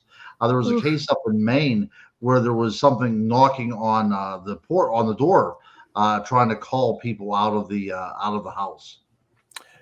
Oh, that's awful. That's scary awful. Yeah, That's terrible. Right. I'm sorry. I mean, I guess to answer your question, do I want to go back out? Not alone, maybe with other people that have definitely been in this field, because here again, I am newer to the whole Bigfoot field and Dogman. My experience is more so in your ghost and spiritual realm, and then a little bit of the extraterrestrial stuff. So yeah, I'd rather go with somebody who's seasoned. And we have a gentleman named Nicholas Shaughnessy. We call him Big Tex on the After Hour show. And he has seen some very interesting stuff down in Texas. In fact, we're planning a little bit of a go-to down there to kind of check it out. I'd go with him. I'm not going to, I've got a place down in Shasta County. It's Northern California for anybody that wants to go down there. There's a place called Chief Creek, which is just outside of the Whiskeytown Lake area. It's if anybody wants to really know where it's at, I can tell you. I can send you a pin drop on it, and that way you can just go down there. And once you find this road, you just keep to the left. It's a fire road. Go all the way out there until you hit the stream. Once you're at the stream, that's where you stop. You can drive across it if you really had a 4x4. Otherwise, you're not going to get across it. The road does continue after that. And that very particular spot is where you're going to, I won't go there alone. I've been there plenty of times. I've heard things. I've had schoolmates of mine that, I've talked to recently within the last couple of years. We all had our 20th reunion, and they're just like, they don't even live in that state. In fact, they live above us in Washington. And literally they're like, no, I would never go back there to save my life because of the strangeness that happens around there. And I understand it. Like going in it alone, I don't know if I could handle that either. You did mention something though when you were talking about little people. And is that something that you've seen? Someone's found bones of some sort. Ronald or Ron, didn't you say something about that in the past? I have, right. There is, I'm trying to remember who it was right now. And Anna, maybe you can help me with that. There is a famous, it's not the Lovelock Cave, I don't believe, but there was a cave that was a part of, oh my goodness, I should know that. I'm thinking Navajo, where there was a very small humanoid that was discovered. People thought that it was fake. They, took x-rays of it and they found out that it did indeed have bones. But the problem was it had this elongated head. So it made it look very alien-like. A lot of people think that it was hydrocephalus, and things like that, water in the brain. But a lot of these medical conclusions don't necessarily fill in all the answers, right? It might be able to describe the way the head looks, but the body seemed to be well formed, and it seemed to have lived into some sort of adulthood. It seemed as if this being was not some sort of child that was simply mummified, but it actually had a life that it lived until it died. Really? Now, is that the one that they had pictures of the bones? Yes. Like a little body here. You know what? I'm just going to actually pull that up for people. Just for anybody that's not able to see this and you're just watching it, you can look up literally little alien corpse. And that is what you'll find. And that's the little people that I've heard about before as well. And this thing is not very big. You can take a small ruler to this and I don't even think it's a foot tall. And I've heard stories. In fact, Dave has a story. Dave Scott has a story of seeing, back when his son was really young, he had a story about seeing a little person on the side of a road, and it just walks up, looks at him and says, uh-oh, and right back down the hill it goes. And that was an amazing story. Of course, anybody that comes across these things, anybody that comes across some of the cryptids that are out there is just absolutely wild. I mean, you have the Ninjin. Have you ever heard of a Ninjin? Oh yeah. Yeah. What do you got on that, man? That thing is wild. It's basically what a white behemoth. A behemoth with legs something found in Antarctica. Something like that. It's really odd because it comes from a tradition. I believe it's out of either a Japanese or a Chinese tradition, but it is something that is supposed to exist in the oceans far removed from everything. But I do have something to tell you. This is interesting, and I was talking to somebody at a conference about 5 years ago in Michigan, when they were a Navy diver, and they were diving off of Port Chapman, up there where the killer Bigfoot was supposed to have taken place up in Alaska. And his story didn't have anything to do with the Bigfoot. It just had to be, coincidental that it was up in that area. But he said he was a Navy diver, and he was diving the waters off of Port Chapman. And whenever he went into the water, he said it seemed as if the entire ocean floor moved. There was something huge laying down there.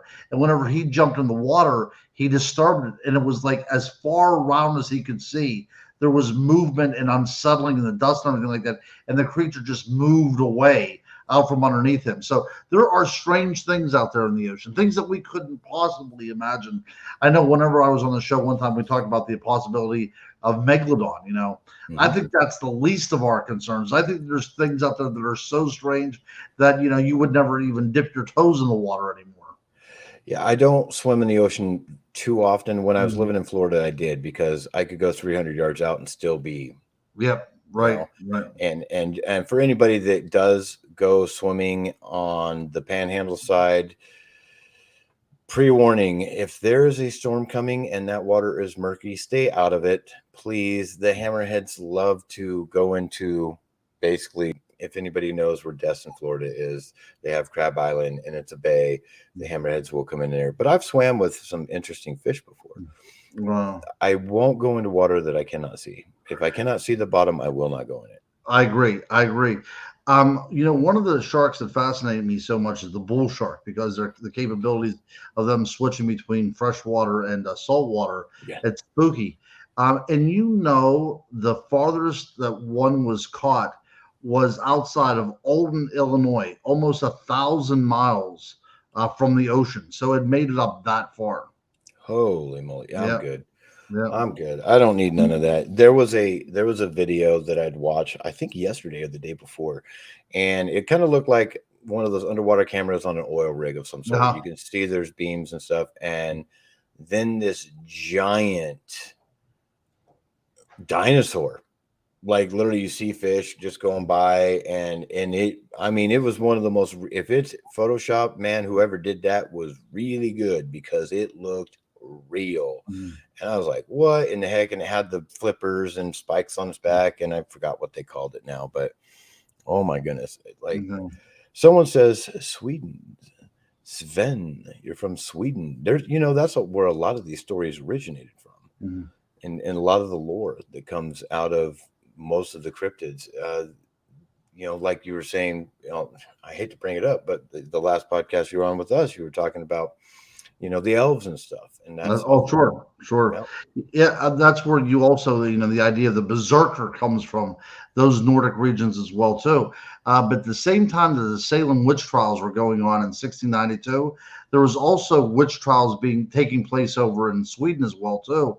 And there was a very famous werewolf case in that particular session, where they bring an old man before the tribunal. And he's about 80 years old, and his name is Thies. And they said, "Are you a werewolf?" And he admits it. "Yes, I'm a werewolf." So apparently, they started getting the kindling ready, because we're having a good old-fashioned witch burning tonight, But he said, "Hold on a second, let me defend myself." And he would go on to say that 3 times out of the year, witches would emerge from the depths of hell to rain terror upon humanity. And there was a group of werewolves who he called the Hounds of God, that worked in unison with God in order to keep these witches out. So this was a case before Twilight came out, or before the Vampire Diaries came out, whenever vampires or whenever werewolves were actually protecting the living. And guess what? They believed his story. They did not burn him. There you go. Right. See, these people are so smart on Spaced Out Radio. And they believed the guy. So they did not burn him. They did whip him a couple times, because, you got to give the people some sort of show. But they believed his story. That is wild. Absolutely mind-blowing. I mean, could you imagine all of a sudden we figured out, hey, you guys want to take a trip back in time? Sure. And you go there and you whip out your cell phone to take a picture. Oh gosh, that's black magic. That's You're right. done. That's right. Absolutely, man. Absolutely. Oh, if you accidentally forgot and you dropped your lighter and someone picks it up, like, what is this? Oh, it's my flame tool. Oh, that's magic. Whoops. Yeah. It just some of the things that are out there, a lot of the cryptids, realistically though, when it comes to any of the cryptids, I mean, I know you're not really big on the UFO portion of this, but what is the most, what's your favorite one? And then what is the most crazy story you have that is in your mind? This is definitely something that has caught my attention and it just blows your mind. Do you have one of those? You got one in, you can take this one. Oh gosh. Well, I don't know. Does the Wendigo count as a cryptid? Yeah. Yep. Yeah, that is one that has fascinated me. It's definitely that a lot. I know that the skinwalkers aren't, but both of those, that category is something that definitely fascinates me. If I was to have one that I really never wanted to run into, that would definitely be a Wendigo. One that I wouldn't mind running into though would be like a Mothman, because it just seems like you don't hear stories about Mothman that like the Dogman stories where you're getting attacked or you're getting, it just seems like the Dogman is very soulless, if you will, but still not as scary as I would think that a Wendigo is. Well, I mean, the Wendigo, if you're ever going to go to Kansas, that's I mean, there's plenty of native legends out there, and the Wendigo is one of them. And when you come across a werewolf-like being with antlers and just scary as all get out, yeah, I could understand that. I don't think I'd ever. Yeah, one of my favorite stories is this is in Pennsylvania. It's in Columbiana County, which is about the middle part of Pennsylvania, and it's something called the Elbit Witch. Have you ever heard of the Elbit Witch? Nope. It's from the German that means apple snitch. But it goes back into Native American war, again, we talked earlier about the oral tradition. Whenever we talk about the oral tradition, it can go back hundreds or thousands of years. But the idea that there is a very diminutive sized Bigfoot creature in this particular area. It's hair covered. It only gets to be about 3 or 4 feet tall. It was called an apple snitch because it was believed to steal apples. But one of the most amazing things about it is that it's able to disappear and reappear at will. Yeah. Really? Yeah. Rick Fisher, who was he's a investigator in my neck of the woods, actually saw one on a road one night. He thought it was a child walking on the road. The headlights hit it. The thing looks back in horror and disappears. And he had the idea, he had the notion that he had to get out of there quickly, because he had the idea that this thing might be able to to materialize again in the car with him. Now, isn't that a little frightening, right? There you go. That will get you up all night. Oh no. Yeah. No. When it comes to the Native Americans, there's so much lore that they have that is absolutely amazing, and some of it's mind-blowing. And the fact that they have a same train or a same line of thought as some other societies around the world, these things were real at one time. And when I look at lore and legends, I think there's a grain of truth in every one of them. It's like the biggest game of telephone anybody's ever played. A lot of the Native Americans, nothing was written down. You'd have your cave paintings and whatnot, and I'm not trying to stereotype Native Americans by any way, shape, or form. They did everything in a more oral, traditional way. They had somebody that was a storyteller, and the stories, the legends, the lores were verbatim. You had to learn it verbatim, and that way you could tell, the next generation to the next generation to the next generation. Well, excuse me. The one thing about doing that is every now and then you're going to have someone just change one word here, one word there. And over time, it turns into something a little bit different. So like when you talk about dragons or fairies or, tree nymphs or any of this stuff, at one point in time, those were real. Like they're the Celtish, or not the Celtish, what is it? It's either the Irish had something that they talked about, and it's predominantly. I'm gonna have to look it up now because I just completely it just left my brain. But I mean, they all have their own little stories about these things. Whether it's the dragons that fly around, and at some point or another, there's truth in somewhere in these. You just got to do a lot of research, a lot of reading between the lines, and trying to put the dots together to find this stuff out. Yes, yes, you've hit the proverbial nail squarely on the head, my friend. Whenever I research any book, and whenever I write any book, I always go back as early as I can within the indigenous stories of that particular time and place. And if you really want to get your mind blown, one of the oldest continuing cultures that provide us with a tradition of storytelling is, of all places, Australia, with a tradition that could go back as far as 40,000 years. That's older than the cave paintings, you know. And they have oral traditions of not only the idea of shape shifting, but also the idea of worlds merging in a particular dream time, you know. They have a great fairy legends and lore. This is also the home of the Yowie, the home of the Megalania, which, you know, the idea that there's a huge, you know, when we talk about dragons, one time was believed, you know, a 30-foot long lizard like a Komodo dragon at one time lived with these folks as well. But the other thing is, if you would look up something called the Wajina, which is part of their tribe, WANDJINA, I do believe is the spelling on that. It looks like aliens, right? If you have them up there with the very large eyes and everything. And we're going with a culture that, like I said, this is part of their oral tradition going back 40,000 years. Wow. Look at all these. There we go. And they really do look like aliens. And what's crazy is, I mean, this really gives you a perspective of how large these paintings really are. You know, here's two gentlemen that are standing here in front of these. Those are really wild paintings. And I mean, you see things like this, and that is, you know, the ultra size head, the large eyes, no mouth, so to speak. And yeah, I mean, the Wajina, I'm gonna have to look that up, man. Now you got me interested. Yeah. Well, there's another creature over there called the Mimis, MIMIS, and these are creatures that lived in the space between spaces.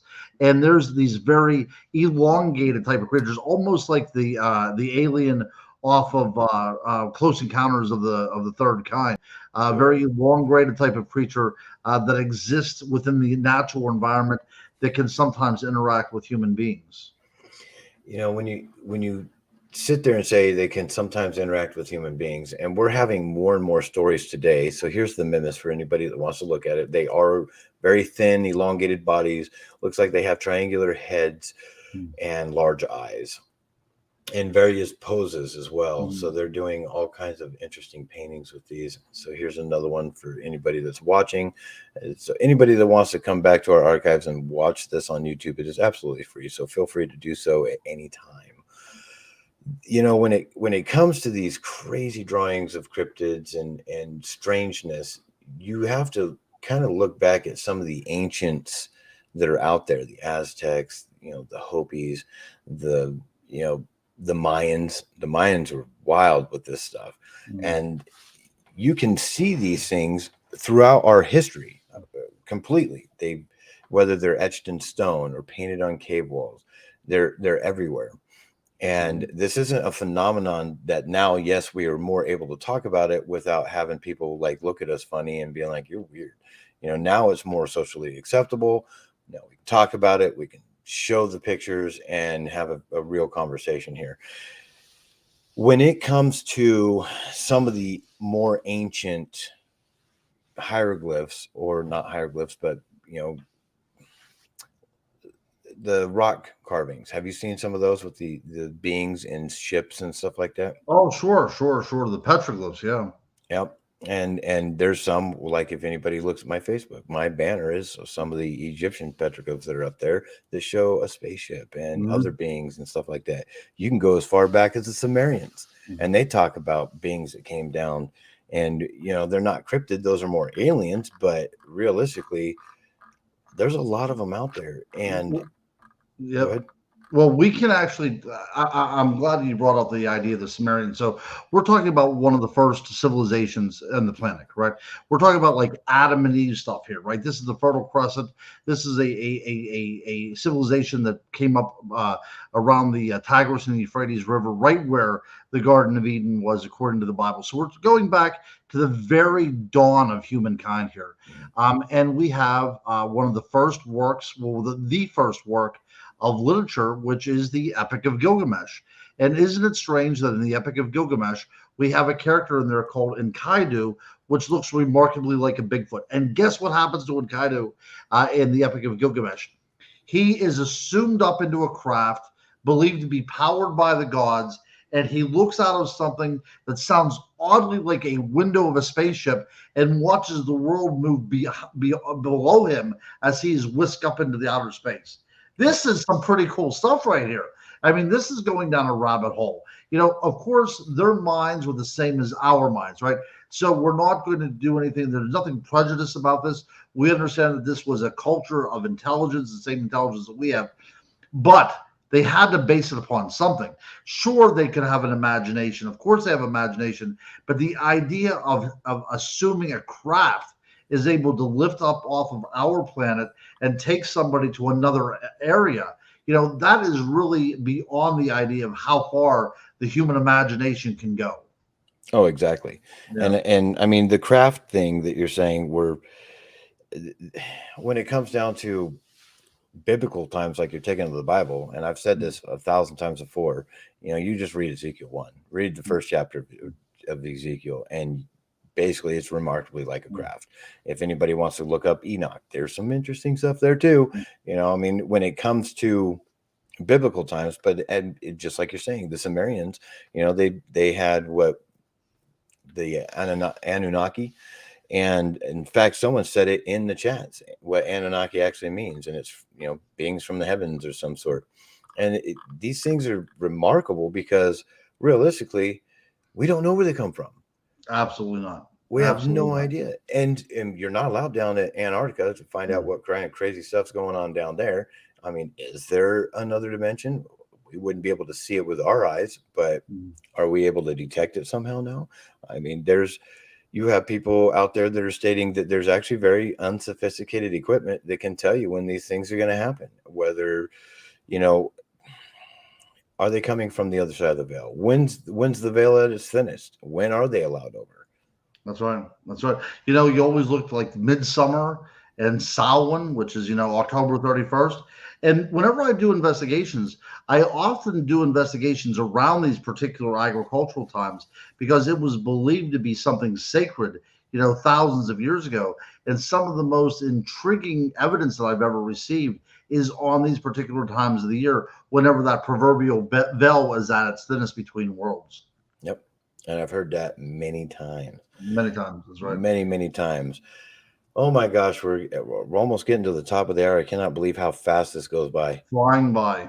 This is ridiculous. I wish we had more time. Lady Ann, I got a question for you real quick. When it comes to the side that you're more interested in, again, you just wrote a book. Can you tell us a little bit about this book? I want to hear a little bit more on it. Can you give us like a little synopsis on it? Yeah, no, basically I just describe everything that has happened throughout my life. From my very earliest memories with the, knowing about reincarnation and then seeing the shadow entities. And then from there, there was a lot of UFO, at least what I believe to be UFOs in the sky growing up. And then, it just kept going and kept going, and it seems interesting, because I also ended up going into healing group when I was about 15 years old, and it was something that we would do every Sunday. What was interesting is really learning about energy and the power of the mind and how we can really manifest our reality and how we can really pull things to us.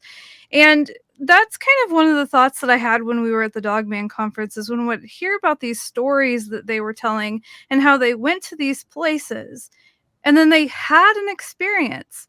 It just seems interesting and almost like, well, wouldn't it be rare? But no, like they went there and then boom, they pulled it to them. They drew it to them. And that was really fascinating.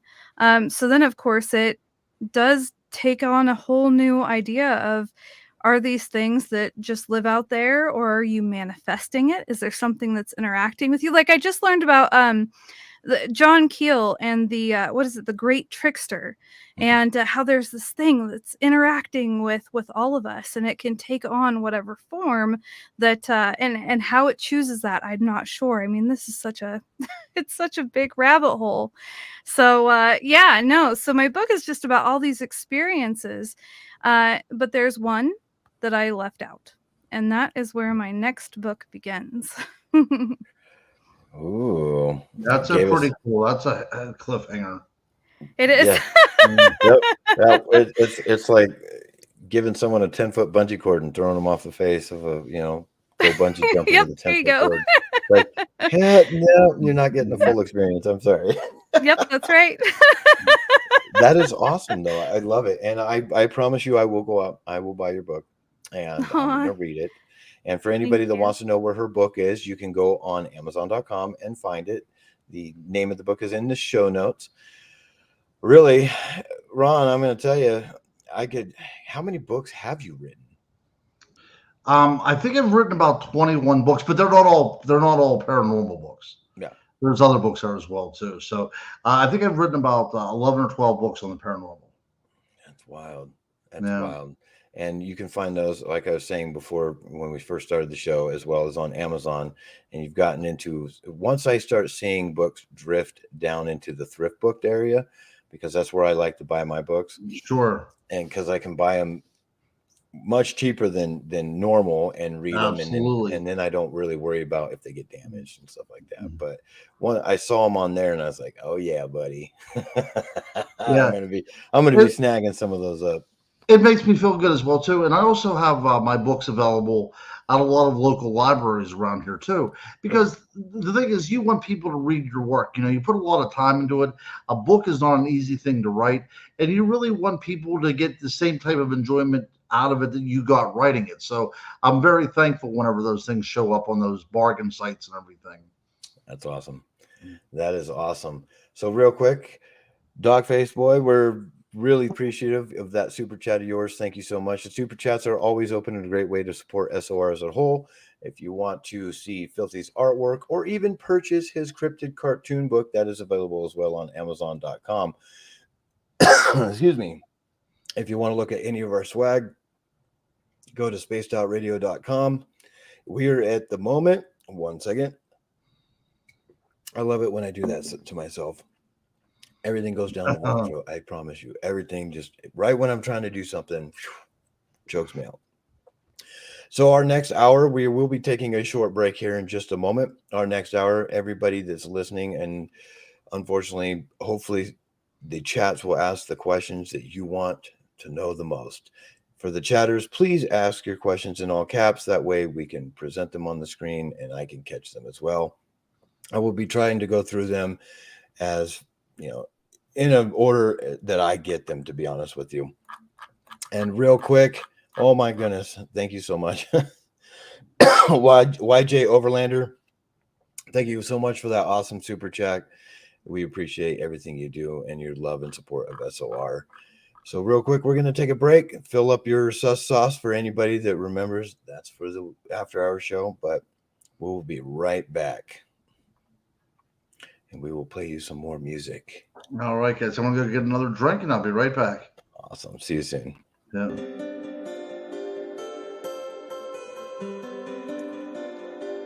Lovey love, real quick, I wanted to tell you, you did find me if you found me as a car salesman, because I was a car salesman for a few years. And that is my TikTok, I believe, or you might have found me on another site. But either way, anybody can find me on Grantavius Max, and that goes for everything now. It's Facebook, Instagram, TikTok, and Twitter. Grantavius Max, 2 X's. We will be right back.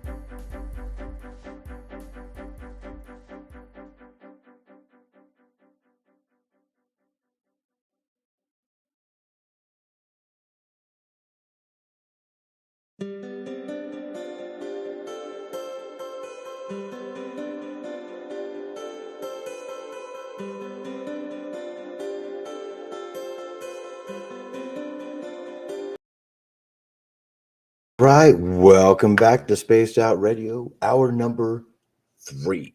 This is going to be so much fun. We got the crypto guru in the house, and we got Lady Ann.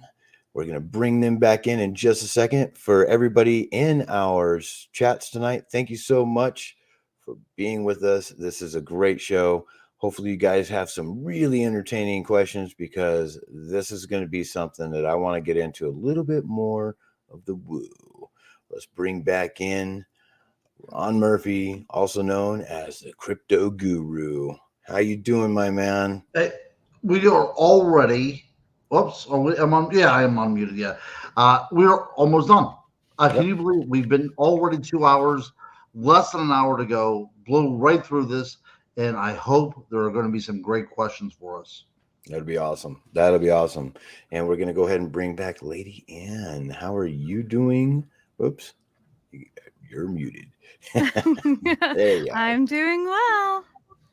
So this has been amazing. I have a question for you, and you had stated to me that you wanted to make a comment on here about healing groups. And this is something for anybody that's about to listen to what she's talking about.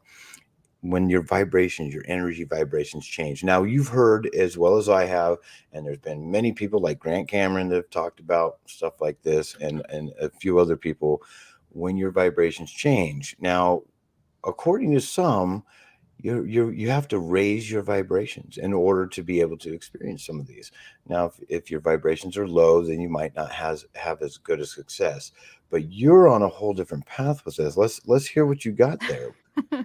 I was actually just kind of asking you guys what your thoughts were, because when I was in healing group and I was learning about Reiki and we were learning about raising our vibrations, I did see that there were physical changes in the body. There was one man actually who, as he was going through, I guess you would call it an awakening, as his vibration was rising, you could actually see that his skull it was like it got bigger. And so then, as I've been in this field and researching and stuff, and I hear about the elongated skulls, I've wondered if that's something that could have something to do with it. Can the elongated skulls have something to do with their vibrations being higher, and then of course it goes into the whole spiral of like ancient Egypt and the stargates, and there again I've wondered about how can the molecular structure of the human body change and interact with these spiritual, can you pass through a stargate if your vibration is at the same vibration as the stargate? And yeah, I don't know if that makes sense, but Oh, it makes sense to me. I understand exactly what you're saying there. And real quick, my whole 2 cents on this, and this is very an uneducated opinion. I will be honest with everybody on this. When it comes to your vibration levels and stargates, there may be a connection there in my mind. Realistically, we don't even know how to turn those portals on. We don't know what it takes. Is it a vibration thing? Does the earth have to be a certain vibration? A lot of people, especially when there's gates in certain megalithic structures that had water under them, kind of like the Great Pyramids have water running under them. A lot of times they'll find mercury and they think these were piezoelectric things, but realistically, it could be anything. It could have been the way to power the Stargate. And then if you had a certain vibration, you were able to go through it. I can understand that. I've heard of people raising their vibration and being healed of certain things, including cancer. So it's one of those things where when you get into that type of esoteric talk, it becomes a little more hard for us to be able to prove something like that. We don't have sensors right now that can sit there and say, okay, if your body's running at this type of vibration and we can raise that somehow, then this will happen. I don't think any scientific team out there has ever even conducted this type of experiment. I've noticed that they use vibration to create really cool patterns or levitate certain things like water droplets, vibrations. And there's a gal out there, and I heard this on, if anybody wants to listen to it, I think it was just the other day, Cliff Dunning was talking to a person that has these eggs and these like almost like a chamber that you get into, and it sends sound waves and vibrations through you, and it is supposed to make you feel better. And I'm waiting to see what he does with that. He's already gone through one session, and he's, I think, going through a few more. When it comes to something like that, then if there's a way that they can show with a definitive nuts and bolts proof that yes, vibrations do affect our body in either a negative or a positive way, and they can make, you know, actual scientific studies on it where it's repeatable, then at that point, I think we're going to go in a whole different direction. Ron, what do you think about that? I agree 100%. And about 2 months ago, I actually asked a doctor about this. But we have to understand, if we would go back 300 or 400 years, the idea of using minerals to treat the human body would have been the stuff of, you know, alchemy. You know, this wasn't true. But I think that we will gradually get there. I am a huge proponent of frequencies and the idea that we are all. I do believe that the Earth, and you had said earlier about the idea of the Gaia theory, which is something that I would love to talk about for 3 hours. So maybe one day have us on back. But the idea that the Earth or the universe has this frequency, sometimes, you know, they call it the God frequency. It's kind of like a preset frequency by which all living matter is supposed to be tuned into, right? And we start having disease whenever we step out of that frequency, right? That's because we're no longer a part of that. I fundamentally believe that this is true. I think from an intellectual standpoint and just from an emotional standpoint.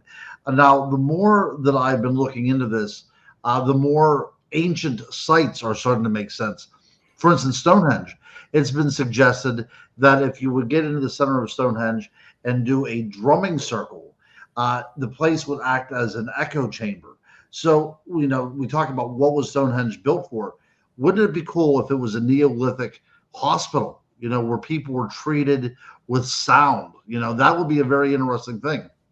And if we go forward in time, we talk about the medieval churches. You know, think about the Gregorian chants. Think about that wall of sound that's being produced by the human voice. You would put somebody into one of those cathedrals, and that sound would just bounce all over the place. And in order to get that sound where they needed to be, because there was an understanding that certain sounds affected you more than other sounds, you know, they would go to as far as, you know, castrating young boys, the castrata that they use, you know, to keep those voices high to get a certain tune, because they understood that these tunes are difficult to reach, but it was also necessary to ascend to a certain level of thought. So I really, truly believe in that. Yes, there you go. Absolutely. And that's taught even in music theory, isn't it, there, Lioness of Gaia? The idea of harmony and discordant, you know, you can actually hear that even whenever the symphony is tuning their instruments at the very beginning. Exactly. And there has been a lot of things, you know, where I can't remember what it's called, but there's recordings that help you go to sleep, and they give you a much deeper sleep. And basically it's just tones or a certain type of music that uses a certain type of vibration or a type of frequency that helps you out. And there's been a lot of people that have said, yes, this works. I tried for a month on learning Spanish by listening to Spanish all night and tapes. I learned a few different things. I know every curse word in Spanish now. That's awesome. I'm just teasing. I'm just teasing. Yeah, but but looking at the animal world as well too. I mean, people pay a lot of money to go swimming with dolphins, and I think one of the reasons why we're attracted to these animals is because of that sound that these creatures make. And you know, has anybody ever thought to take somebody that has a particular ailment and let them be involved with dolphins? You know, to think if that sound works. And did you know that if you would approach a blue whale, the sound that they're able to produce is it can be so loud, it can actually disintegrate you, right? You've heard about that, right? They can actually take a person and blow them to pieces if they wanted to do. But they have mastered that sound to the point that they use it for communication. And we're talking about communications over thousands of miles as well, too. Not like, you know, 2 miles or things like that. So what these very large creatures are capable of doing, and this kind of immense power that they have, they're obviously cognizant that they have this kind of a power, and they use it only for communication. I mean, think about that. They could go all over the world and clear out beaches just by using that sound if they wanted to. They can. And Yeah. there's been, speaking of that type of sound, there has been, gosh, I do not remember when this was done. I've said this before, in fact, just recently on another show. You can go into almost any college and any kind of lecture that they have. You will not become a doctor by doing this. You will not get a degree by doing this, but you can sit in and listen. And it's open almost to anybody to do that. And there was a gentleman that was in, this was down at the Shasta College in Redding, California. And I sat in on one of the conferences, or they were talking, and they had the orca whales and dolphins out there that they were talking about. And they would have the class go out to a certain island where these orcas and the dolphins and the orcas would come to, on a yearly basis. And they found out some really interesting stuff, that they were the clicks and the pings and all the noises that they're making. They actually have the ability to see right through your body. There's been the ability where a dolphin can go right up to something that's harmed in, like if you had cancer in somewhere in your body, they can go up and they know where it's at. It's very interesting that they're able to do stuff like this, and the intelligence that they have. Dolphins have been known to save man. And I've watched them out in the wild myself, watched them swim around people, living in Florida. Off the Gulf of Mexico, I've watched them, literally a pod of dolphins, and a guy was out there swimming, just doing laps. And one of those overachiever dudes that really just makes us all look bad, because I could not swim as far and fast as he did. But a pod of dolphins went right up under him and popped up in front of him. And I don't even know if he knew they were there. And they didn't try to hurt him, but they have the ability to see right through you. They could even tell if you're a bad person or not, kind of like how most people think dogs have that sense. Right. Yeah, and dogs have that capability of diagnosing certain types of cancer as well through smell. And what is so odd about this is these great creatures in the ocean that are able to produce these great frequencies and everything. At one time we went out in ships to kill them so we could harvest their blubber and their oil. Think about that. Think about what all humanity has done on this planet to cause that disunity, right? Everything working together in peace, and then we go out there with a harpoon and these great creatures that are basically singing music and bringing creation into existence.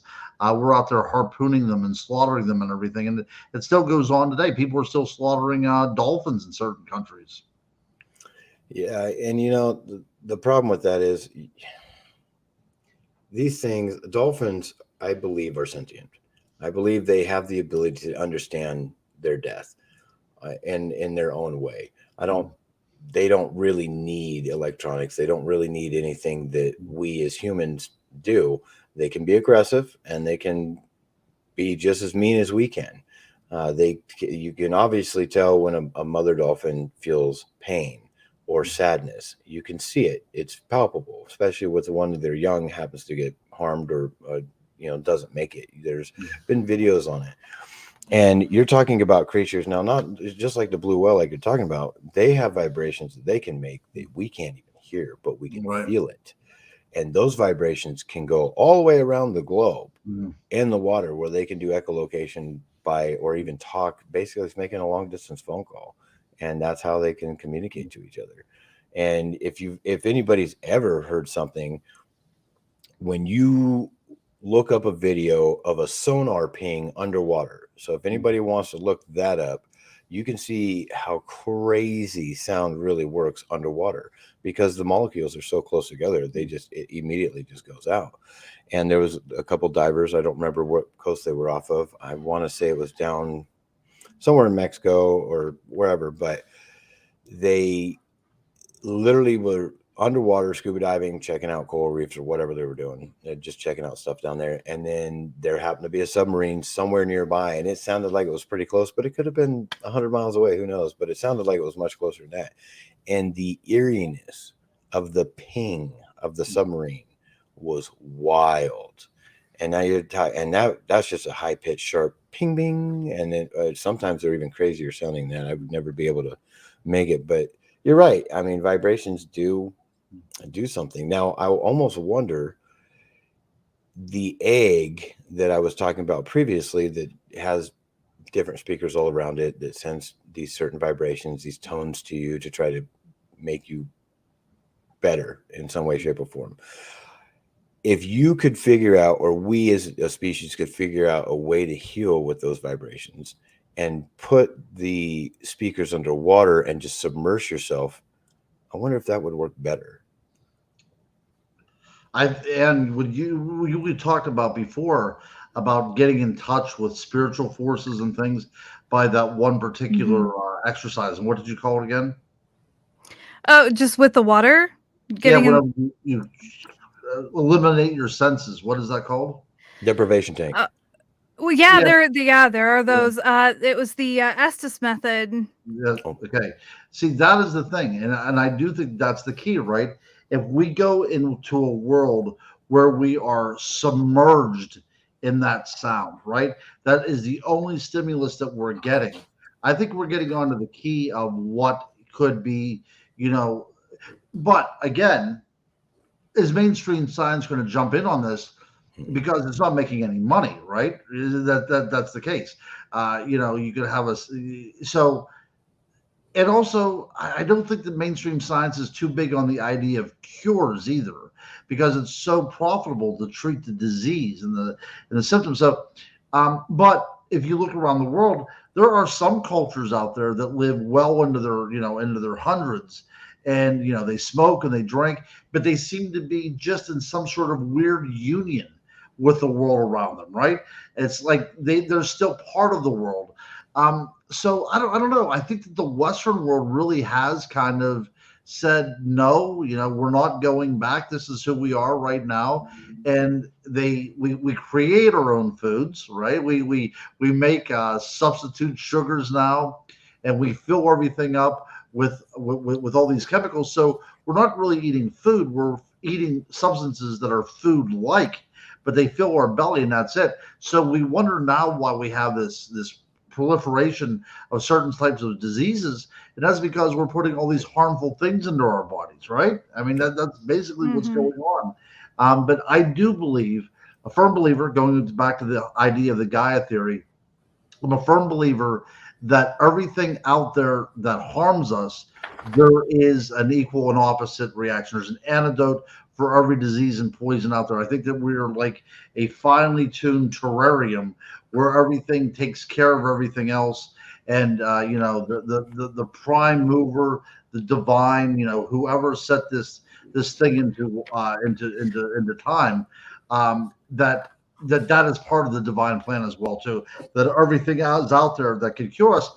But then again, we rape the oceans, we burn down rainforest. So it's very possible that the cure that we had has been, burned out of existence or, thrown away someplace. And that would be a sad commentary. It would be. You were talking about Gaia, and a little bit ago I was telling you about that place by Whiskeytown Lake in Redding, California area, where the orbs are and other very interesting things. There's something that's really interesting out there. So you're many miles away from the town, from any kind of lights. There's really, you can see almost every star as long as the moon's not out. And there's a very interesting phenomenon that I've noticed many times while I was there. The cars that are going around, 99 there going towards the ocean are far enough away that you're not going to get any kind of noise pollution from them as well. If you quiet yourself when you're literally laying down to go to sleep at night, fire's not crackling, people aren't talking, and you're just laying there, it sometimes gets eerily quiet in the woods at that point of time, but then you start to hear it. And Brown Dwarf, he knows exactly what I'm talking about. He likes the Whiskeytown area as well. In fact, I'll drop him the pin so he can go out there and check this out. There is this hum, like a thrumming, a deep vibration inside the earth. You can hear it almost kind of like you would hear a earthquake, or when you hear it coming. I don't know if you've been in an earthquake where you could actually hear it coming before it hit. And I've only been in one that did that, where I could hear it. And if you go out there at night and I mean, I can almost guarantee that anybody that wants to go with me to go out there, I can almost guarantee you, if you stay more than one night, you will hear it. It is almost like machinery deep within the earth, and it's consistent, and it's like a thrumming vibration. And you know, the world has its own frequency. And what's really interesting is when we send probes out to other planets that we have, and if anybody wants to hear that weird stuff, there's literally, it's like a radio transmission from every single planet has its own frequency, and they made it audible so you can hear it. Right. It is wild, and there's some majorly weird stuff here. Yeah, and see, that's a good point as well too, because everything produces its own frequency. Okay. But what is so interesting is if you take two things that have a different frequency and you set them close to each other, gradually they'll sync up, you know, which is mind blowing. So for a while, I had worked as a counselor, and whenever I did marriage counseling, I always stressed, go into a room and don't talk to each other. Just sit there and be in each other's space for a while.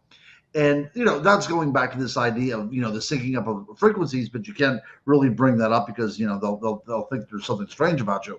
But the idea that we're all part of this, well, you know, this world is a weird world, right? We have to be fast paced and everything. So it's no wonder that we're all out of sync and nobody's syncing up to each other's frequencies anymore. Yep, absolutely.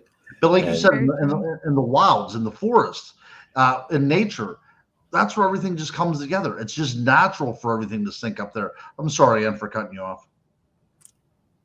Oh, no, I was just agreeing with you, you know, and it's really interesting as well, because I feel that as we have progressed, we have definitely, the more we connect, the more we've disconnected. But, and here again, that's another curiosity of mine is, I feel like these ancient civilizations, they were so in tune with everything. They knew how to heal. They knew how to, you know, again, with the vibration to levitate things, to build. And we had all of this earth technology, if you will.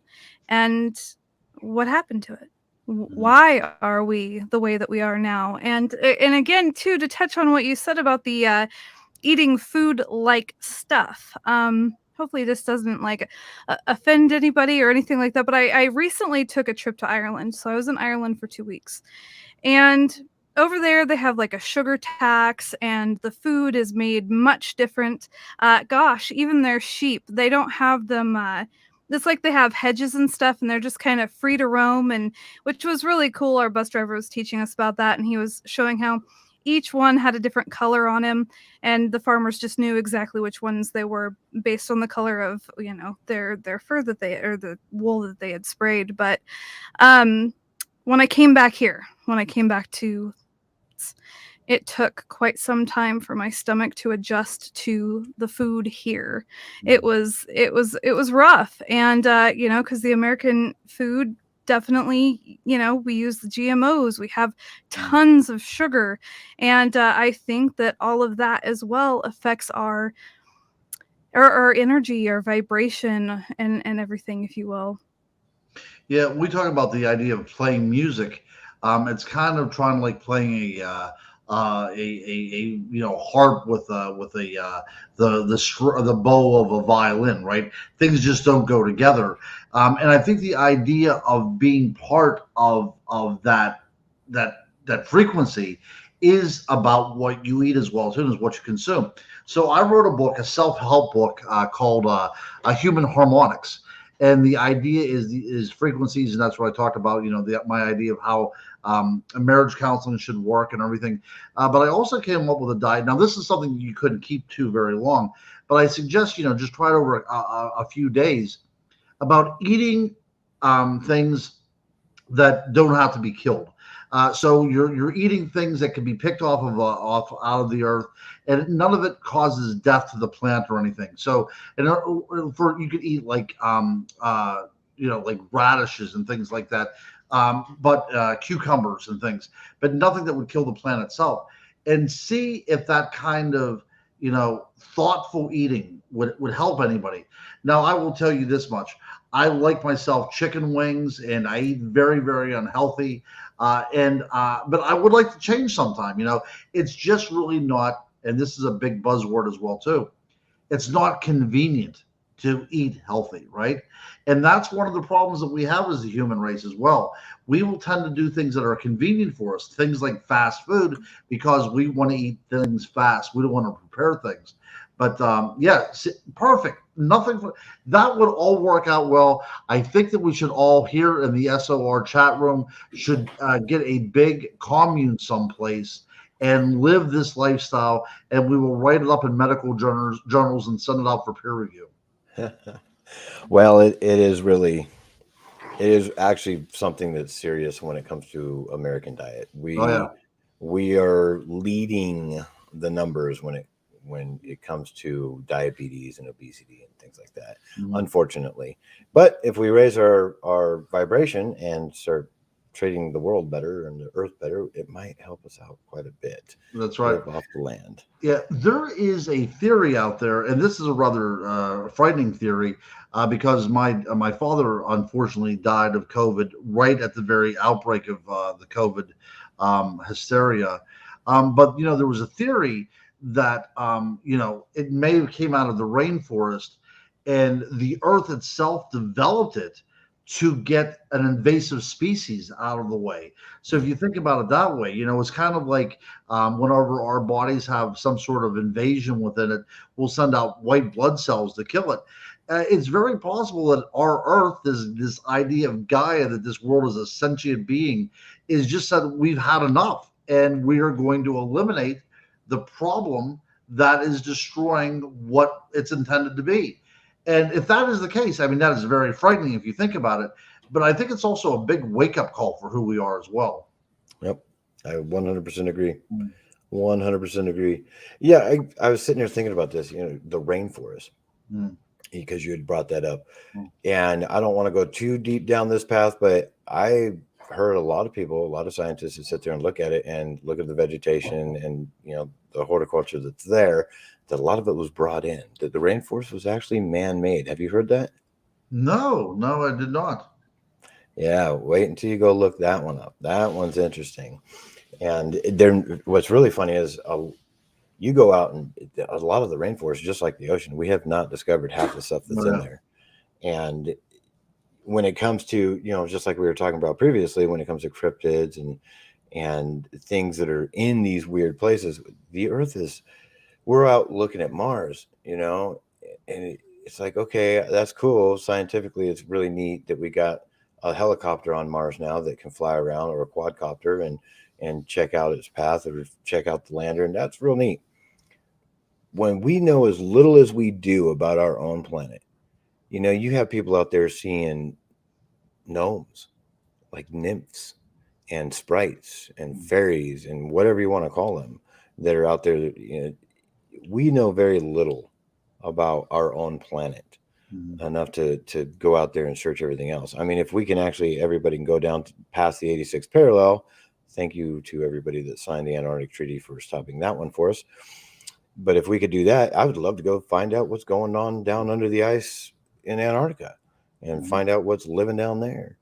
And there's just so many creatures here that we don't know about. And going back to even something like Bigfoot, your vibration, it's a gift that he even shows himself to you, versus, what else is here?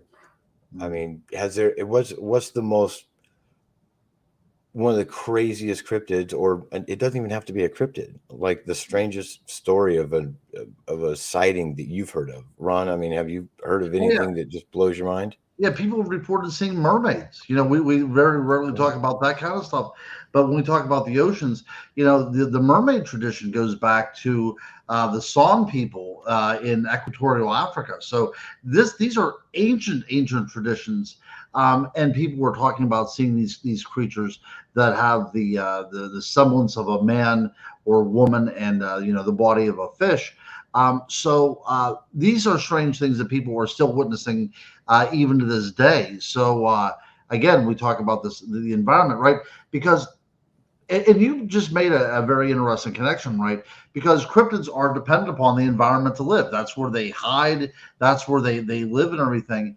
And it's strange that we go into the woods and, 100 years ago, it wouldn't be frightening to us. But now it's very frightening to us because we go out there and we're not used to the wild. We're not used to anything off of the paved roads.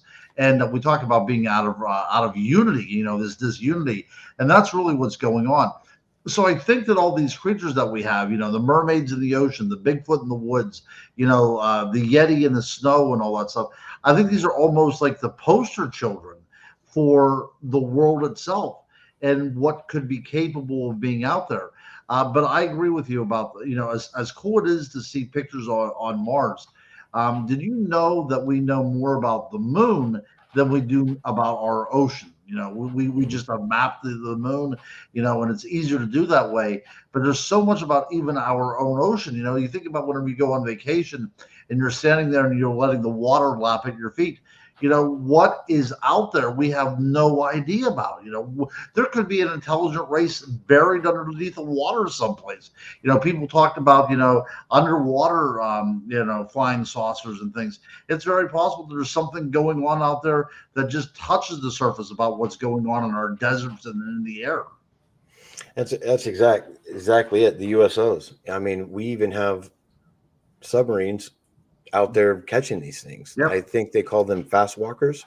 Yep. And they're basically transmitting vehicles that can go from space and right into our atmosphere and fly right through our water just like it's nothing. In fact, I did a little piece not too long back on underwater bases, because realistically, if you're going to hide somewhere on Earth and you're an intelligent species, and I live next to Mount Shasta in Northern California, which a lot of crazy things happen.